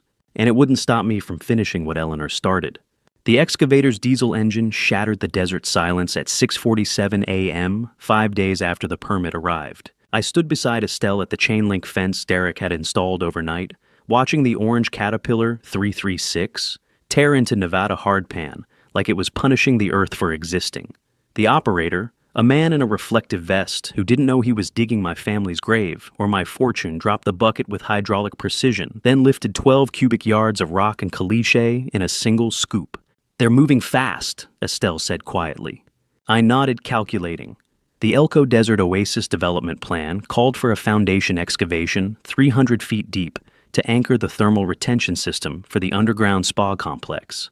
At this rate, assuming 8-hour shifts and standard desert excavation speeds accounting for bedrock density, they'd hit the lithium-bearing clay layer in 72 hours. 3 days until Derek discovered what he'd stolen. Desmond arrived in his black Audi at 7:15, parking near the construction trailer with the vanity plate that still made my jaw tighten. Callaway. He stepped out wearing a hard hat that looked like a costume surveying his kingdom, with the expression of a man who'd finally proven his older brother was the family failure. "Quite a sight, isn't it?" he called across the fence, grinning. "This time next year, that'll be a 5-star resort. Guests paying $400 a night to sleep on land you thought was worthless." I said nothing. Eleanor had taught me that silence was the most devastating response to men who needed validation. Derek emerged from a white pickup truck blueprint tube under his arm, moving with the aggressive confidence of a developer who'd secured financing and permits in record time. He joined Desmond near the excavator, both of them pointing at the ground like generals planning a conquest. They had no idea the ground beneath their feet was worth more than every resort in Nevada combined. "Arthur," Estelle touched my arm. "When it happens when they find it, what will you do?" I watched the excavator's bucket swing in another arc. "Wait for them to tell me." That afternoon, Raymond Cole called while I was restocking antifreeze at the gas station. "We have a problem," he said, and my chest tightened despite knowing the plan was airtight. "Vivian's appraisers found Desert Geological Holdings, LLC. I set down the jug carefully. "How much do they know?" "They know the LLC exists. They know it was registered in October, shortly after Eleanor's estate was fully settled. They know you're the registered agent." Raymond paused. "They don't know what it owns." "Explain." "Mineral rights don't automatically show up in standard title searches. You have to specifically request subsurface estate records from the county recorder. Vivian's team found the LLC name in some cross-referenced filing, but they can't trace the asset value because the mineral deed was recorded separately under Nevada Revised Statutes, Chapter 517, which allows confidential beneficial ownership for mineral estates under 10 acres. I exhaled slowly. Eleanor had structured it perfectly. The mineral rights purchase I'd made in May had been recorded as a separate transaction, invisible to anyone searching only the surface property deed. Novatur did the same verification last week, Raymond continued. Their due diligence team confirmed clean title on the surface estate. They're satisfied. But here's the critical part. Once excavation hits the lithium layer, you have a 24-hour window before discovery becomes public record through the Nevada Division of Minerals. What happens in 24 hours? When Derek's excavation crew finds lithium, they're legally required to report it to NDOM within 1 business day. Once NDOM logs it, the discovery becomes part of the Public Mineral Survey database. At that point, anyone including Vivian's appraisers can search the coordinates and see there's a commercially significant deposit. They still won't know you own the subsurface rights, but they'll know the surface property just became exponentially more valuable. I understood. And they'll sue to stop any transaction. Correct. Vivian will claim you defrauded the estate by concealing material information. The lawsuit won't succeed. You didn't conceal anything, you just didn't volunteer information they didn't ask for. But it'll freeze the Novatur deal in litigation for 18 months. The excavator's diesel rumble filtered through the phone line from the construction site half a mile away. 72 hours until discovery. 24 hours after that until public record. So I have 96 hours totals, I said. From the moment they hit lithium, yes. You need to close the Novatur deal before NDOM logs the discovery. Raymond's voice carried the precise urgency of a lawyer, stating facts, not opinions. I've already drafted the purchase agreement. Novatur's acquisition team is scheduled to meet you in 3 weeks. But if we move the timeline up, no. I watched a customer pull up to pump 3 a woman in a Subaru who had no idea the man pumping her gas owned $2.3 billion worth of lithium. We stay on schedule. 3 weeks. Arthur, if the excavation... 3 weeks, I repeated. Eleanor's plan accounted for this. Raymond went quiet then. You're betting they hit lithium exactly when you need them to. I wasn't betting. I was counting on geology on the stratigraphic intersection I'd identified in 1971, on the mathematical certainty that 300 feet of excavation through tertiary claystone would expose the lithium-bearing formation at a predictable depth. Eleanor had trusted the rocks. So did I. That night, I sat at the kitchen table with Eleanor's 1971 survey map spread before me, recalculating excavation speed against Novatur's meeting schedule. The numbers aligned with a precision that felt less like luck and more like Eleanor's ghost orchestrating every variable from beyond the grave. 72 hours until discovery. 21 days until Nova Terror. I'd spent 6 months watching Derek and Desmond celebrate stealing my inheritance. Now, I was calculating whether they'd dig fast enough to destroy themselves on schedule, and whether I'd have time to profit from their greed before Vivian's lawyers caught up to the truth. Derek's text arrived at 11 a.m., lunch today. Want to update you on progress. My treat. I stared at the message while restocking motor oil at the gas station, recognizing the tone-cordial surface condescension underneath. Derek never offered to treat unless he wanted something, and he'd never called construction work progress when speaking to me before. I texted back, noon Miguel's. The restaurant sat 2 blocks from the courthouse, a place where Derek liked to be seen conducting business. He arrived 5 minutes late in pressed khakis and a polo shirt, with the Elko Desert Oasis logo embroidered on the chest, branding for a resort that didn't exist yet, standing on land worth more than he could calculate. Dad, he shook my hand with the firm grip of a man proving something. Thanks for making time. We sat near the window. Derek ordered without looking at the menu, then pulled out his phone and swiped through photos of the excavation site like a father showing off his children. 300 feet deep already, he said, pride thick in his voice. Ahead of schedule, the thermal retention system will be revolutionary, guests sleeping underground in climate-controlled luxury geothermal, heating the whole 9 yards. I nodded watching him perform, which brings me to why I wanted to talk. Derek set down his phone and leaned forward with the expression of a man making a generous offer. The gas station. I know you're attached to it, but realistically, Dad, it's an eyesore next to a 5-star resort. Kills the aesthetic. I see. So I want to make you an offer. $50,000. He paused, waiting for my reaction. That's 5,000 times what you paid. I checked the county records, $10. I'm being generous. The irony landed with perfect clarity. Derek thought $50,000 proved his business sophistication, his modern understanding of value. He was offering 0.03% of the property's actual worth, $2.3 billion in lithium carbonate lying 300 feet beneath his thermal retention system, and calling himself generous. I took a sip of water. Why isn't $50,000 enough? Derek blinked, recalibrating. We can negotiate because I'm not selling. His face flushed red, the color rising from his collar to his temples. He stood abruptly, chair-scraping tile, and his voice carried across the restaurant. You'll regret this. I watched him walk out, leaving his untouched lunch and the check. The waiter approached cautiously, and I paid for both meals, leaving a $20 tip. Driving home, I turned the question over in my mind.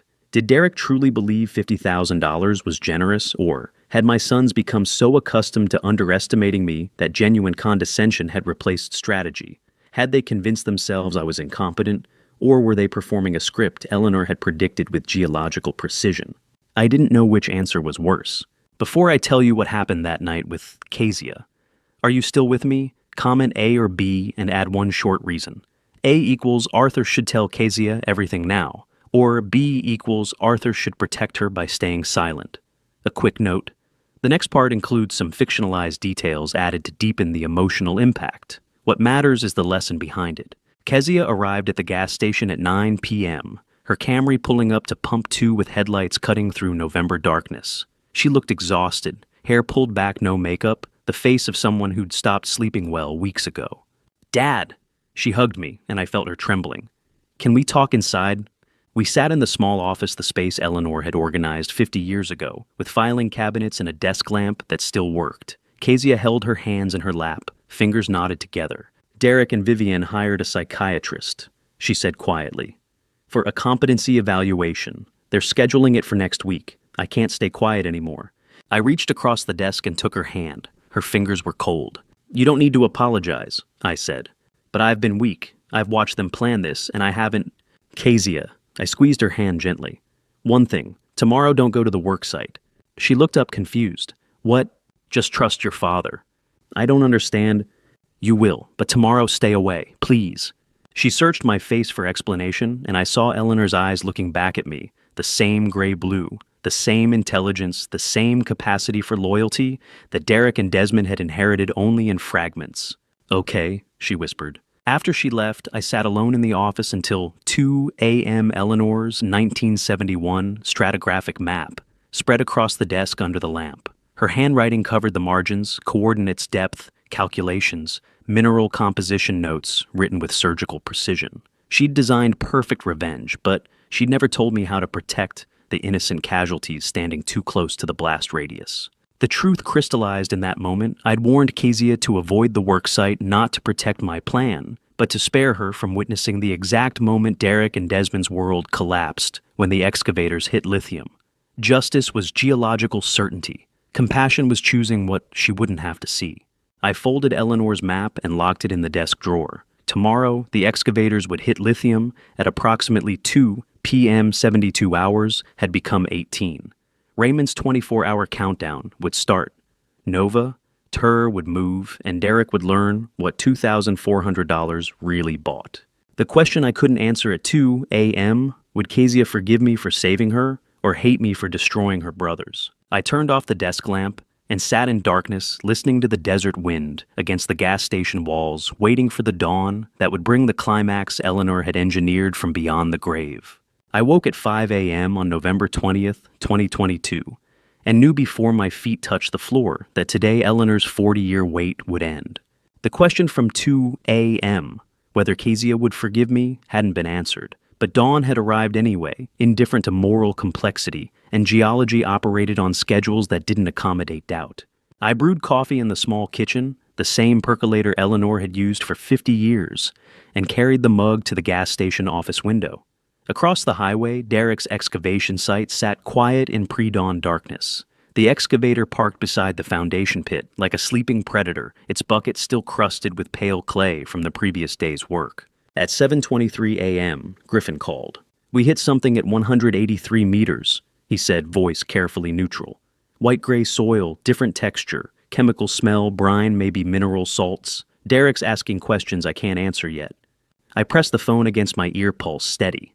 "What does it look like?" "Clay consistency but lighter, almost chalky." The excavator operator stopped, immediately said, "The bucket came up looking wrong." Griffin paused. "I'm recommending laboratory analysis." "Recommended." "Need to stop all excavation immediately. Derek's not happy, but this is standard protocol for unusual subsurface findings." Through the window, I could see trucks gathering at the worksite, small figures moving around the excavator. Derek's white pickup was parked at the edge of the pit. "Keep me informed," I said. Griffin called again at 3 p.m. "Grade A lithium carbonate." He said quietly, the professional neutrality gone. "Exactly where the 1971 map said it would be. Arthur, this is—" "I know what it is." "Derek doesn't. Not yet. He thinks it's a construction delay." I looked at Eleanor's photograph on the desk, her face young and determined in the frame I'd kept for 40 years.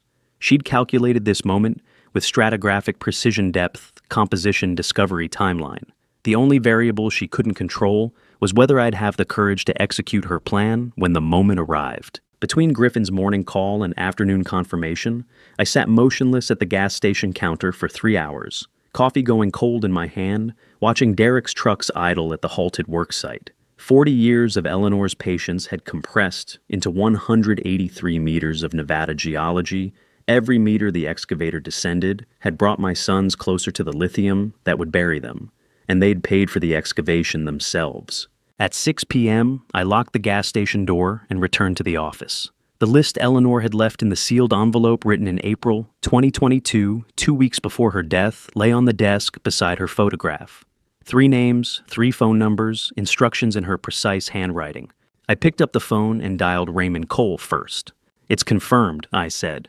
"Grade A lithium carbonate at 183 meters. I'm filing the mineral estate violation complaint now." Raymond's voice carried the sharp efficiency of a lawyer executing a plan months in preparation. "Derek's excavation crew extracted material from your mineral estate without authorization. That's illegal mining under Nevada revised statutes. The Division of Minerals will issue an immediate cease and desist." The entry twist landed with legal precision. Derek had ordered the excavation to build his luxury resort. But because Arthur owned the subsurface rights separately, every bucket of soil the Caterpillar lifted was legally classified as mining without permit. Derek's own construction crew had just performed illegal extraction on his father's mineral property. "How long until he knows?" I asked. "NDMN will serve notice tomorrow morning. Once they identify lithium in the extracted material, the complaint becomes a formal mining violation. Derek's development permit doesn't authorize mineral extraction, only surface construction. I thanked Raymond and dialed the second number. The Novatere representative answered on the first ring. We had been communicating through Raymond for 3 weeks, but this was our first direct conversation. Mr. Calloway, I understand congratulations are in order. Grade A lithium carbonate confirmed at 183 meters, I said, ready to discuss terms. We can have acquisition paperwork ready in 48 hours. Our preliminary offer stands at $180 million for the mineral rights plus royalty percentage on extracted lithium carbonate. Does that timeline work? I thought of Raymond's warning, 24 hours after discovery becomes public record before Vivienne's lawyers could freeze the transaction. We had margin. It works. The third call was the one Eleanor had marked urgent in her notes. I dialed Alan Herschel's direct line at the Nevada Division of Minerals. The phone rang twice before a voice I hadn't heard in 25 years answered. Herschel. Alan, this is Arthur Calloway. Silence then. Arthur Jesus. It's been what? 25 years. Since the USGS survey. Lawansboyend and Bitspiaspin. 26. I need a favor. The exit twist revealed itself in that moment. Arthur Calloway, the foolish old man Derek had mocked for spending 75 years pumping gas, was calling a senior Nevada Division of Minerals inspector, who remembered him as the USGS, senior geological engineer who'd supervised subsurface surveys across 6 western states. The institutional relationships Derek never knew existed. There's an irregularity at an excavation site in Elko County, I said. Mineral discovery on property with separated subsurface rights. The surface owner may not understand the legal implications. You need an inspection. Tomorrow morning, if possible. Alan was quiet for a moment. Arthur, if this is what I think it is, it is. I'll be there at 8 a.m. Hanging up from the final call, I thought of stratigraphic layers again my sons had excavated down, through what they believed was worthless sediment, never realizing each meter brought them closer to the lithium that would bury them. They'd dug their own grave with a Caterpillar 336, and I'd watched from across the highway, saying nothing. I looked at Eleanor's photograph one last time before turning off the desk lamp. Tomorrow will be a different day, I said to the empty office. At midnight, I locked the gas station Eleanor's 1971 geological map, still spread on the desk beside her photograph. Tomorrow morning, Alan Herschel would arrive for urgent inspection. Raymond's mineral rights complaint would hit Derek's development company, and Novatere would begin formal acquisition negotiations. Derek still thought the white-gray soil was a construction delay. He had no idea his world had ended at 7:23 a.m. Griffin's call came at 10 a.m. NDMN just sealed the entire worksite. I set down my coffee, the mug still warm against my palm. Derek's construction delay had just become something else entirely. Tell me exactly what happened, I said. Inspector arrived at 8:30.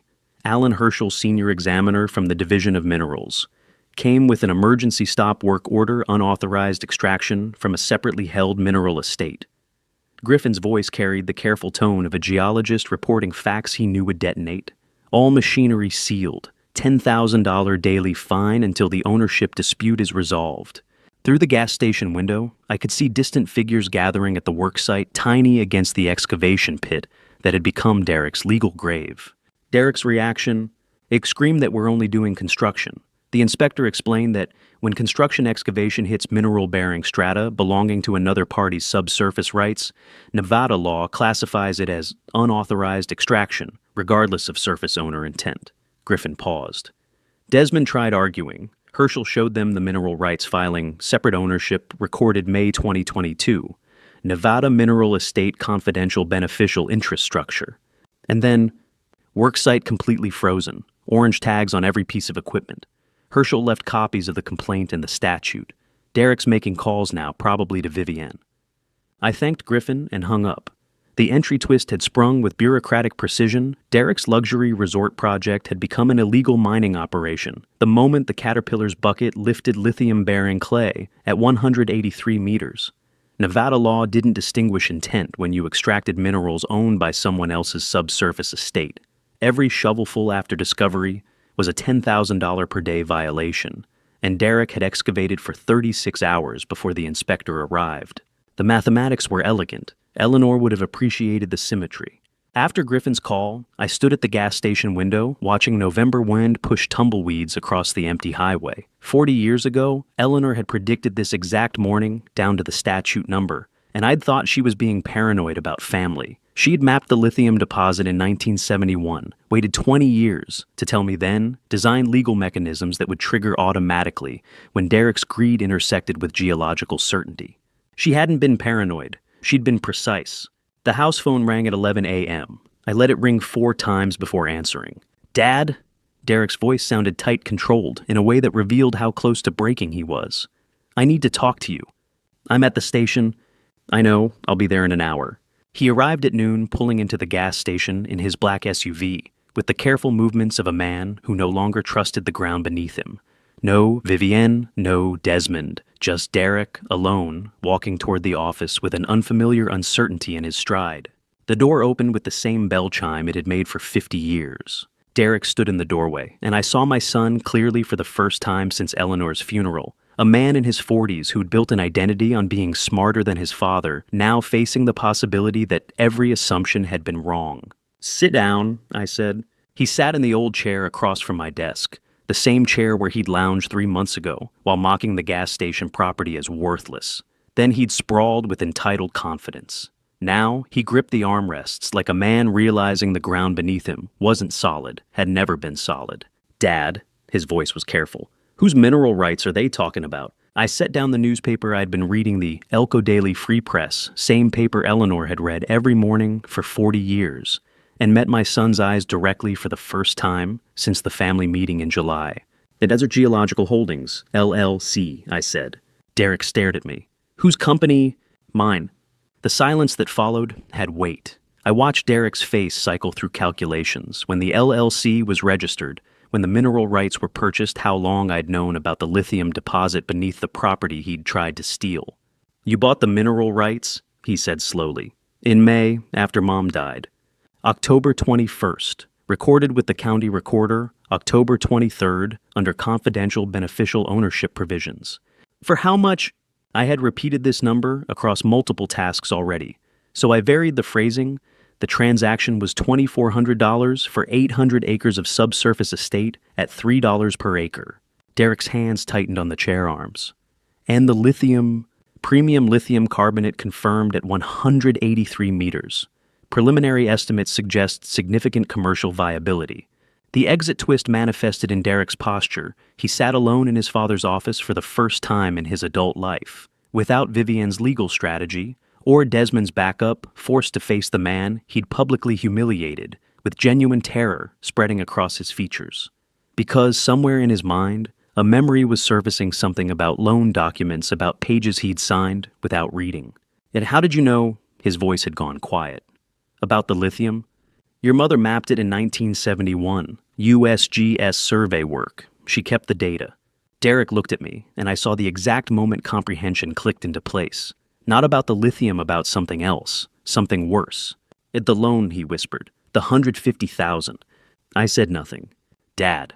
Derek's face had gone white. "Do you remember page 47? I looked at my son, truly looked at Derek for the first time since Eleanor's funeral, and saw fear that went deeper than the NDMN work stoppage, deeper than the mineral rights dispute. He'd remembered the conversion clause buried in 149 pages of loan documents he'd signed without reading in August. "The loan converts to equity if—" Derek couldn't finish the sentence. I waited, saying nothing, while my son sat across from me, realizing that Eleanor's revenge had layers he hadn't begun to comprehend. Outside, the November wind rattled the gas station windows, and the excavation pit sat frozen under orange NDMN tags, accumulating $10,000 in fines with every passing day. Vivienne's car pulled up 30 minutes later, and Raymond was already waiting inside with the loan documents spread across my desk. Derek hadn't moved from his chair. He sat frozen in the same position, staring at nothing, while the November afternoon light filtered through the gas station windows and cast shadows across loan paperwork that would destroy his life. Vivienne entered without knocking. She never knocked, wearing the tailored business suit of a corporate attorney accustomed to controlling rooms. But when she saw Raymond sitting calmly beside me, laptop open, her stride faltered. "Derek called me," she said, eyes moving between her husband and the documents. What's this about page 47? Yomestik inuas and substorening stanostik bisia. Sit down, Raymond said, gesturing to the empty chair. 4 people sat in the small gas station office under yellow fluorescent light that had illuminated Eleanor's bookkeeping for 40 years. Myself, Derek Vivian Raymond. The same configuration as the family meeting in July, but the power structure inverted.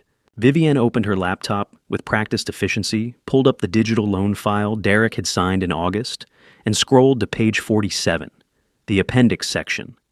The clause buried beneath 148 pages of standard commercial lending language. She read it silently, first face, unchanging, then aloud, with the precise diction of someone trained to parse contract language. Loan converts to 51% voting shares in borrower's primary business entity. If borrower materially violates, interferes with, or damages lender's separately held mineral rights, surface rights, or other property interests as determined by state regulatory authority or court of competent jurisdiction. The office went silent, except for the hum of the fluorescent light. Vivian scrolled up slightly, and I watched her face change when she saw the red-bordered text box positioned directly above her own digital signature. I have read, understood, and agree to Section 47 conversion provisions independently. I acknowledge receipt of separate counsel advisement opportunity. Derek leaned forward to read the screen. Once, twice, 3 times, in complete silence. The entry twist crystallized in Vivian's expression. She was a corporate lawyer who'd orchestrated every legal attack against me, who'd drafted competency petitions and researched mineral rights law and structured Derek's development company. And she had personally signed the conversion clause with a witness statement declaring she independently read and understood Section 47, making her professional expertise the instrument of her own defeat. That the NDMN violation, Vivian said slowly, triggered material interference. Unauthorized extraction from my mineral estate. Raymond confirmed. State regulatory determination, exactly as specified in the clause. Vivian closed the laptop with careful precision. How long have you been planning this? I met her eyes directly. Since the day you came with the first folder. The exit twist landed without ceremony. I hadn't planned Eleanor's revenge from her deathbed in April, or from the gas station purchase in 1952, or even from the 1971 Geological Survey. I'd planned it from October 2022, from the exact moment Vivian walked into my dining room, carrying competency evaluation folders and a lawyer's certainty that I wouldn't fight back. Every subsequent move had been calculated response to that single instant of family betrayal. The mineral rights purchase in May, the loan offer in August, the conversion clause Vivian had signed, hiring Griffin, calling Alan Herschel, all of it traceable to one afternoon when my daughter-in-law decided I was incompetent. Eleanor had given me the tools. Vivian had given me the motivation. You can't do this, Derek said, voice hoarse. We'll fight it. The clause is enforceable. Raymond interrupted gently. I drafted it specifically to survive legal challenge. 3 separate attorneys reviewed it before Arthur offered the loan. Vivian's independent acknowledgement above her signature eliminates any claim of concealment or coercion. Vivian and Derek left, without another word, walking to the Audi in silence while the worksite sat frozen under NDMN orange tags accumulating fines that no longer mattered because Derek didn't own his company anymore.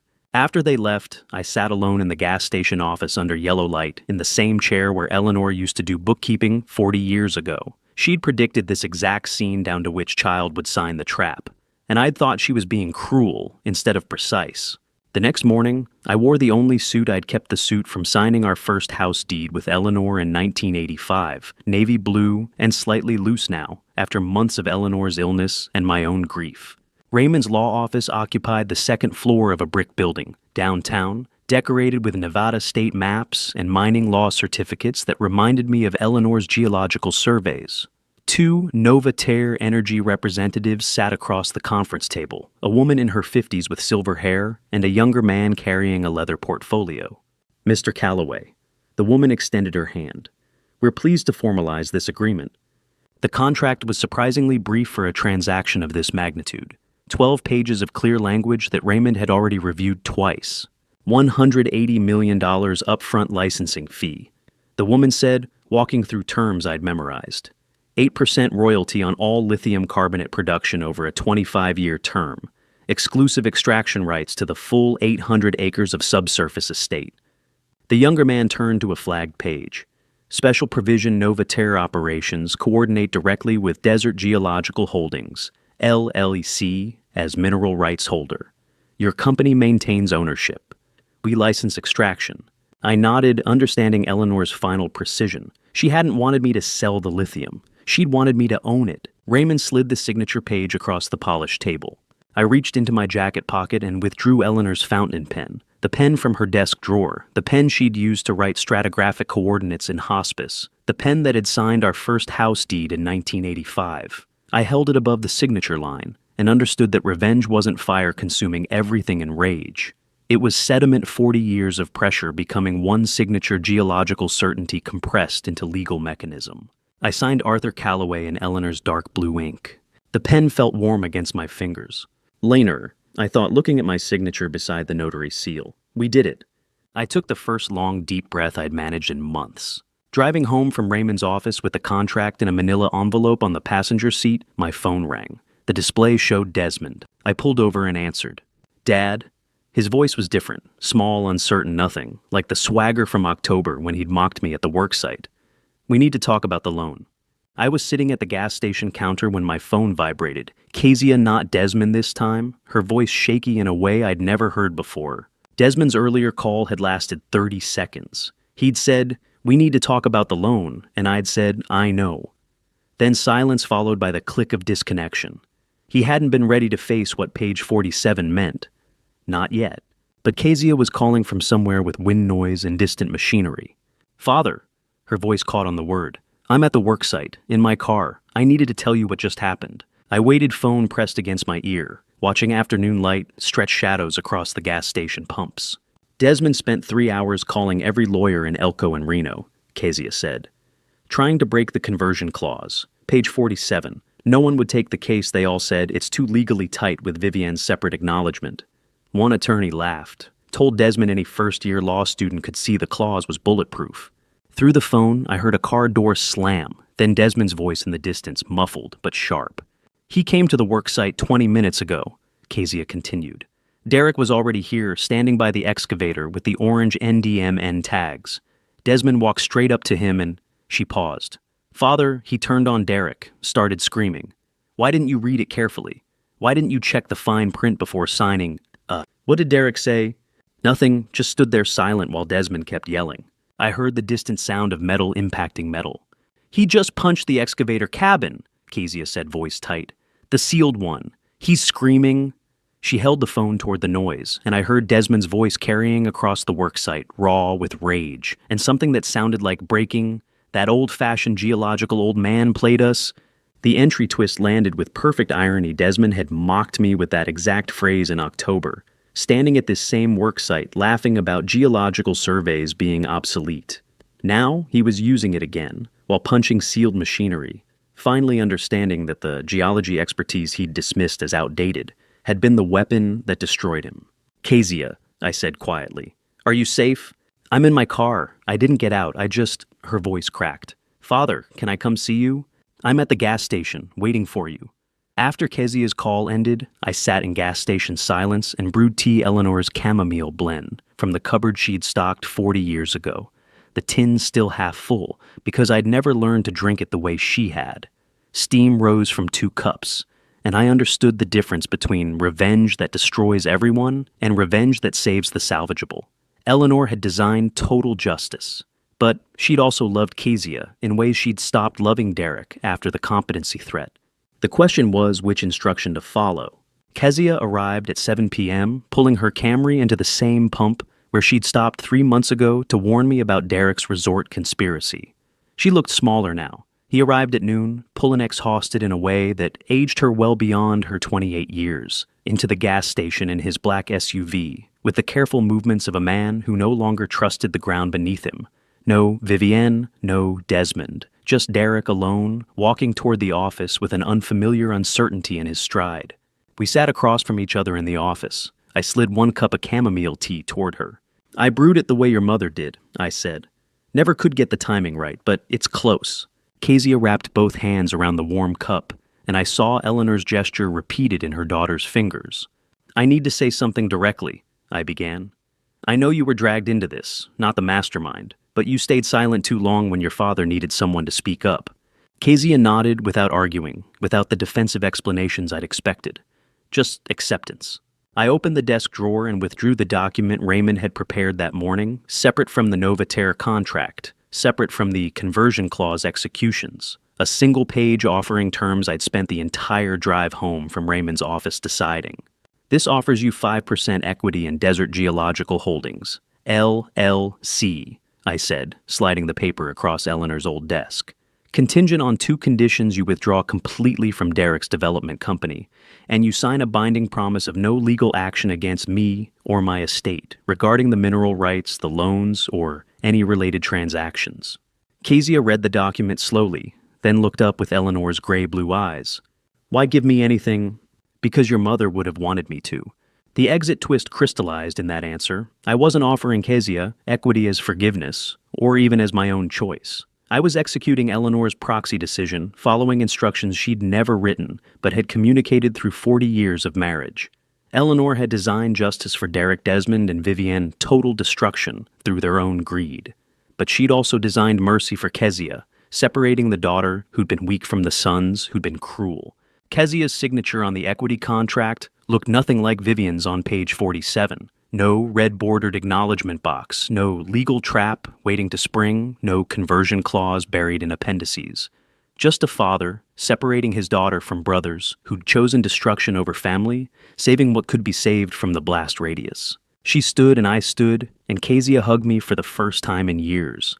I felt her shoulders shake once, then steady. She mentioned before leaving that Finn had drawn a picture of a gas station in school that week and told his teacher his grandfather owned it.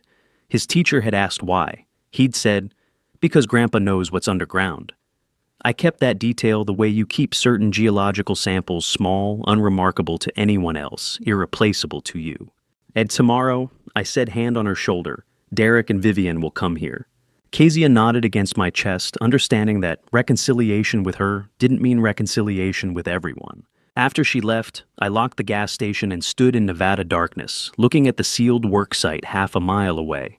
Yellow NDMN violation tape glowed under floodlights marking boundaries.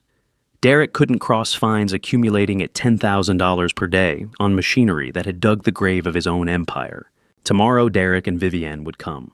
Tomorrow, I would have to decide if 51% equity meant total destruction, or something Eleanor had never told me how to navigate winning without annihilating my own children.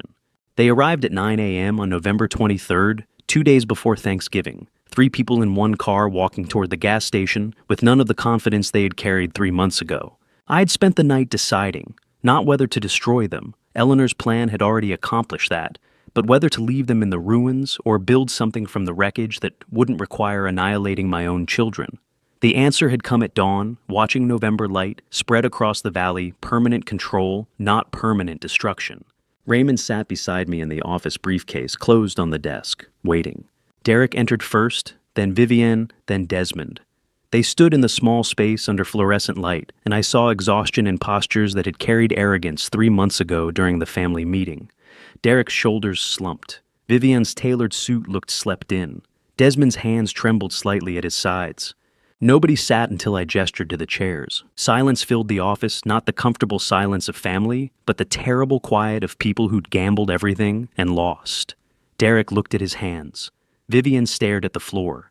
Desmond's jaw worked like he was trying to form words that wouldn't come. Finally, Derek spoke, voice rough. Machinery sealed. $2.3 million invested equipment purchases, contractor deposits, engineering studies, all frozen under NDMN violation orders. He paused, swallowing. Contractors are demanding payment. Banks reviewing our credit lines because the project stalled. Legal firms won't touch appeals because page 47 is enforceable, Vivienne finished quietly. Her voice carried none of the legal authority I'd heard in July. Just fact. The conversion clause means you control 51% voting rights, Derek continued. Everything we built, the development company, the resort, plans the financing structure. His voice broke on the next word. Dad, we need help. The entry twist landed in that single-syllable Derek, who'd orchestrated the family meeting to declare me incompetent, who'd mocked my geological work as obsolete, who'd tried to steal Eleanor's property, was calling me Dad. Not Arthur, not the old man, not any of the dismissive variations I'd heard for years. The childhood address of someone with no power left. I let the silence extend another 30 seconds, then reached for Eleanor's ceramic teapot and poured a cup. The same pot she'd used for 40 years, chipped at the spout, but still functional. I pushed the cup across the desk toward Derek. "Sit down," I said. "Listen to me." Derek sat immediately, and I understood the power reversal was complete. I'd given him an order, the first direct command I'd issued to my son in his adult life, and he'd obeyed without hesitation. Between Derek's plea and what came next, I held Eleanor's teapot, and understood this moment wasn't revenge anymore. It was archaeology excavating what remained of family from the sediment of betrayal, deciding which fragments were worth preserving and which had to stay buried. Raymond opened his briefcase and withdrew 3 copies of a contract I'd spent yesterday afternoon reviewing with him. 12 pages, clear language, no hidden clauses, no traps, just permanent institutional hierarchy. Restructuring agreement. Raymond said, distributing copies. Desert Geological Holdings, LLC, retains 70% equity in Derek's development company, plus the 51% voting rights established by the loan conversion clause. Derek, Desmond, and Vivienne retain 30% equity collectively. Vivienne picked up her copy, and I watched her corporate lawyer instincts engage despite exhaustion. She began reading with the careful attention of someone searching for escape routes. "You're permitted to continue operating the resort development," Raymond continued. "However, every business decision involving expenditure over $10,000 requires Arthur's written approval. All Novaterra lithium royalty payments flow to Desert Geological Holdings. Arthur will allocate 30% of those royalties to your equity stake for debt repayment and operational funding." "How long?" Desmond asked, voice tight. Raymond met his eyes. 25 years, non-terminable except by mutual written agreement of all parties. The exit twist crystallized in those terms. I wasn't offering mercy. I was establishing permanent institutional control using Novaterra's quarter-century royalty stream to keep Derek and Desmond financially dependent on the father they'd tried to destroy. They'd spend the next 25 years, possibly the rest of Derek's working life, operating a business I controlled, seeking my approval for every significant decision, living on allowances I allocated from lithium they had tried to steal. Eleanor had designed their destruction. I was designing their rehabilitation. The difference was architectural, not moral. Vivienne finished reading and set down the contract. "This is legally sound," she said quietly. "No loopholes." She'd searched for weaknesses she could exploit later, and found none. Raymond had drafted it with the same precision he'd used for page 47. "Where do we sign?" Derek asked. Raymond indicated the signature pages. Desmond grabbed the pen, first hand shaking so badly the signature came out illegible. I watched him sign, and remembered October, standing at the worksite while Desmond laughed with the excavator crew, calling me a dinosaur who didn't understand modern development, mocking the valley as worthless. The valley Desmond had called worthless was feeding him now. The dinosaur he'd dismissed held the pen that controlled his future. Watching Desmond's trembling signature, I thought of stratigraphic pressure again. My sons had drilled down thinking they'd find water, hit lithium instead, and now the caprock they'd fractured was their own financial independence permanently collapsed under geological forces they hadn't understood until the excavator bucket lifted white-gray clay at 183 meters. Derek signed next, then Vivienne, her corporate lawyer, signature precise despite everything. I signed last using Eleanor's fountain pen. Raymond collected the contracts, distributing copies. "Effective immediately. I'll file with the Nevada Secretary of State this afternoon." Derek and Desmond stood moving toward the door, with the mechanical motion of defeated men. They walked to the car without speaking, gravel crunching under their shoes. But Vivienne stayed behind. She stood in the gas station doorway, briefcase in hand, looking at me with an expression I'd never seen on her face before. Not anger, not calculation, but something closer to recognition. "Can we talk?" she asked. "Just the two of us." Derek and Desmond stepped outside to the parking lot, and Vivienne didn't follow. She stayed seated, and so did I. Raymond had gathered his briefcase and left, quietly understanding this conversation required privacy. The gas station office felt smaller, with just 2 people, myself and the woman who'd orchestrated my competency evaluation, who'd researched mineral rights law to exploit loopholes, who'd signed page 47 without reading the appendix carefully enough. Vivienne spoke first. "You already knew I wouldn't read the appendix carefully," she said. Not a question, a statement of fact. I nodded. Because I'm good at commercial law, corporate structures, financing agreements, development permits. She paused. But I know nothing about Nevada mineral law, about stratigraphic surveys or subsurface estates or NRS, Chapter 517 confidential ownership provisions. You underestimated an old geological engineer, I said. Vivienne looked at me directly for the first time since the family meeting in July. What was my mistake specifically? I considered the question, recognizing it wasn't rhetorical. She genuinely wanted to understand where her strategy had failed. You thought experience could be skipped, I said. Thought age was weakness instead of accumulated knowledge. 40 years reading soil composition, studying mineral deposits, understanding how Nevada law separates surface rights from subsurface estates. That's something no business school teaches. You saw a 65-year-old man pumping gas and assumed incompetence. Never considered that geological engineering was a career before it was a hobby.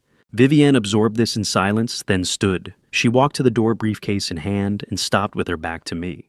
And this contract, she said quietly, is fairer than what we intended to do to you.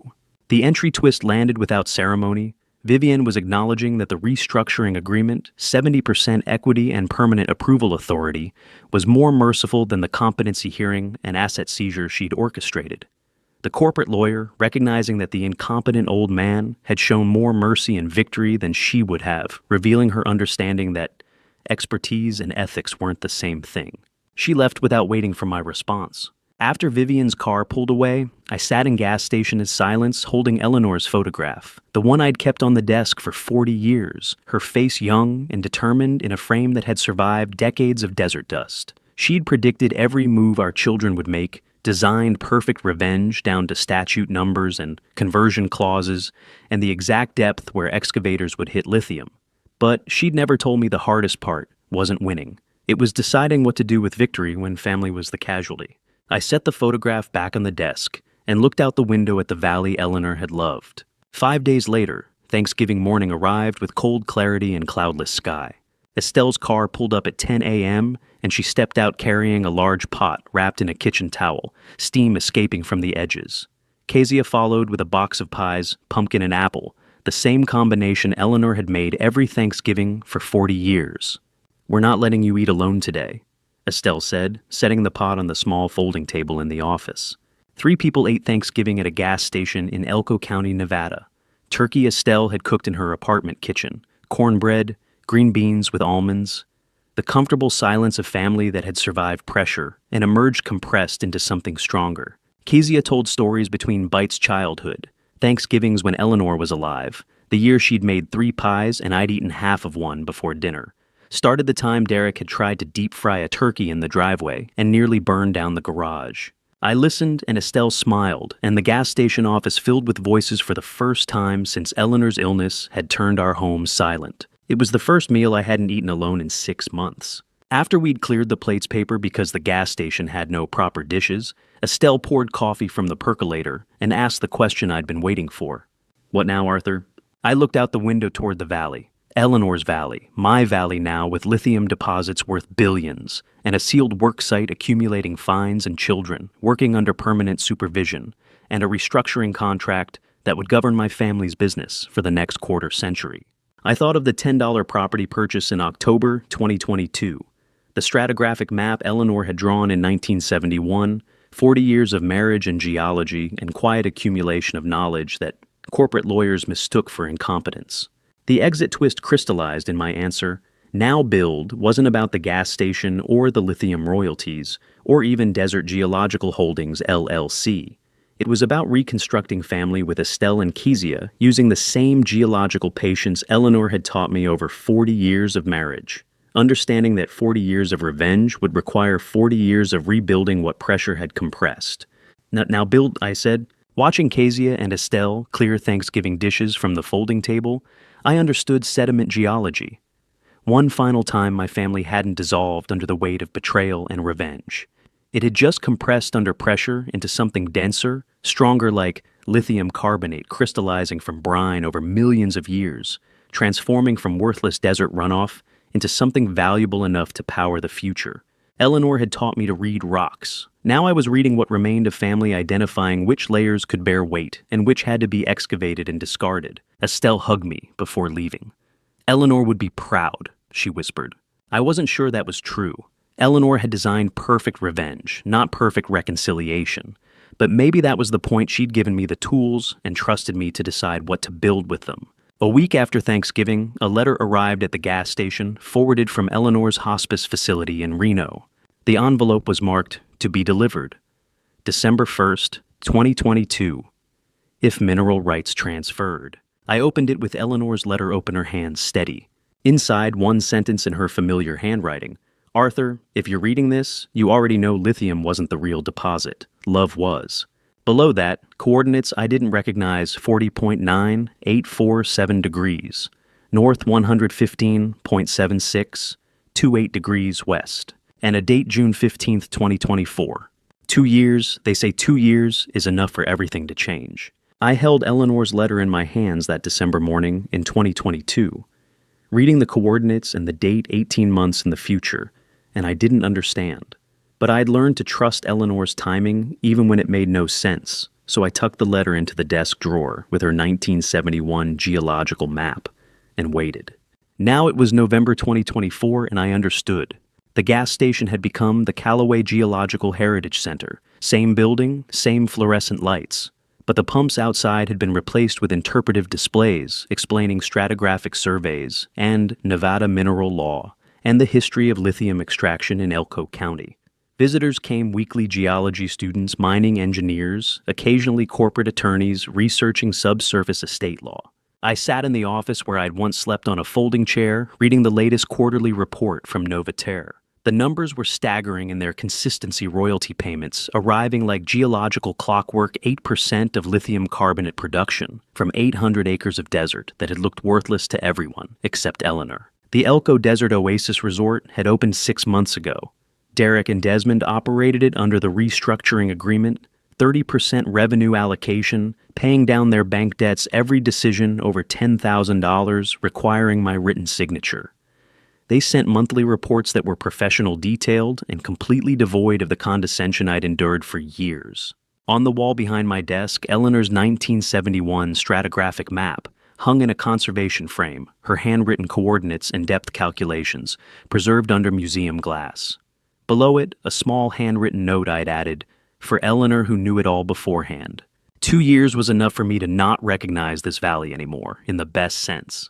That afternoon, I drove to the resort to sign quarterly operational documents. The building rose from the same excavation pit that had been Derek's grave and his resurrection: 3 stories of southwestern architecture, underground spa complex with geothermal systems, guest rooms designed for tourists who paid premium rates to sleep above lithium deposits they'd never see. I parked and walked through the lobby, briefcase in hand. Then I stopped. Derek stood at the front desk, dressed plainly in the resort's staff uniform. No Rolex, no bespoke suit, no vanity plate Audi in the parking lot. He was guiding a couple to their room with professional courtesy, his demeanor tired but competent. The transformation was complete, from entitled son demanding his father's competency hearing to employee in a business he no longer controlled. Driving from the Heritage Center to the resort, I'd passed the sealed excavation site, now Novaterra's active lithium extraction facility, industrial lights glowing 24 hours a day, machinery operating in shifts. I'd remembered standing there 2 years ago, watching Derek's confusion when white-gray soil appeared at 183 meters, the exact moment Eleanor's 40-year patience had crystallized into victory that felt like vindication and loss compressed into the same instant. Derek saw me. Our eyes met for 1 second. He nodded slightly. Not submission, just acknowledgement. I nodded back. No words exchanged, none needed. The person who'd called me a burden now worked in the empire I'd built with $10 and a 50-year-old geological map. The irony was so complete it had transcended bitterness and become something closer to equilibrium. I signed the documents in the resort conference room, returned to my car, and drove to Estelle's house as the November sun set behind the Ruby Mountains. We sat on her porch that night under Nevada stars, the cold November sky crystal clear in the way only desert altitude allows. The valley spread below us. Eleanor's valley, the one she'd kept secret, the one I'd decoded now, feeding an entire family, whether they deserved it or not. I never told you what else was in Eleanor's letter, I said quietly. Estelle turned to look at me, her face illuminated by porch light. The coordinates and the date.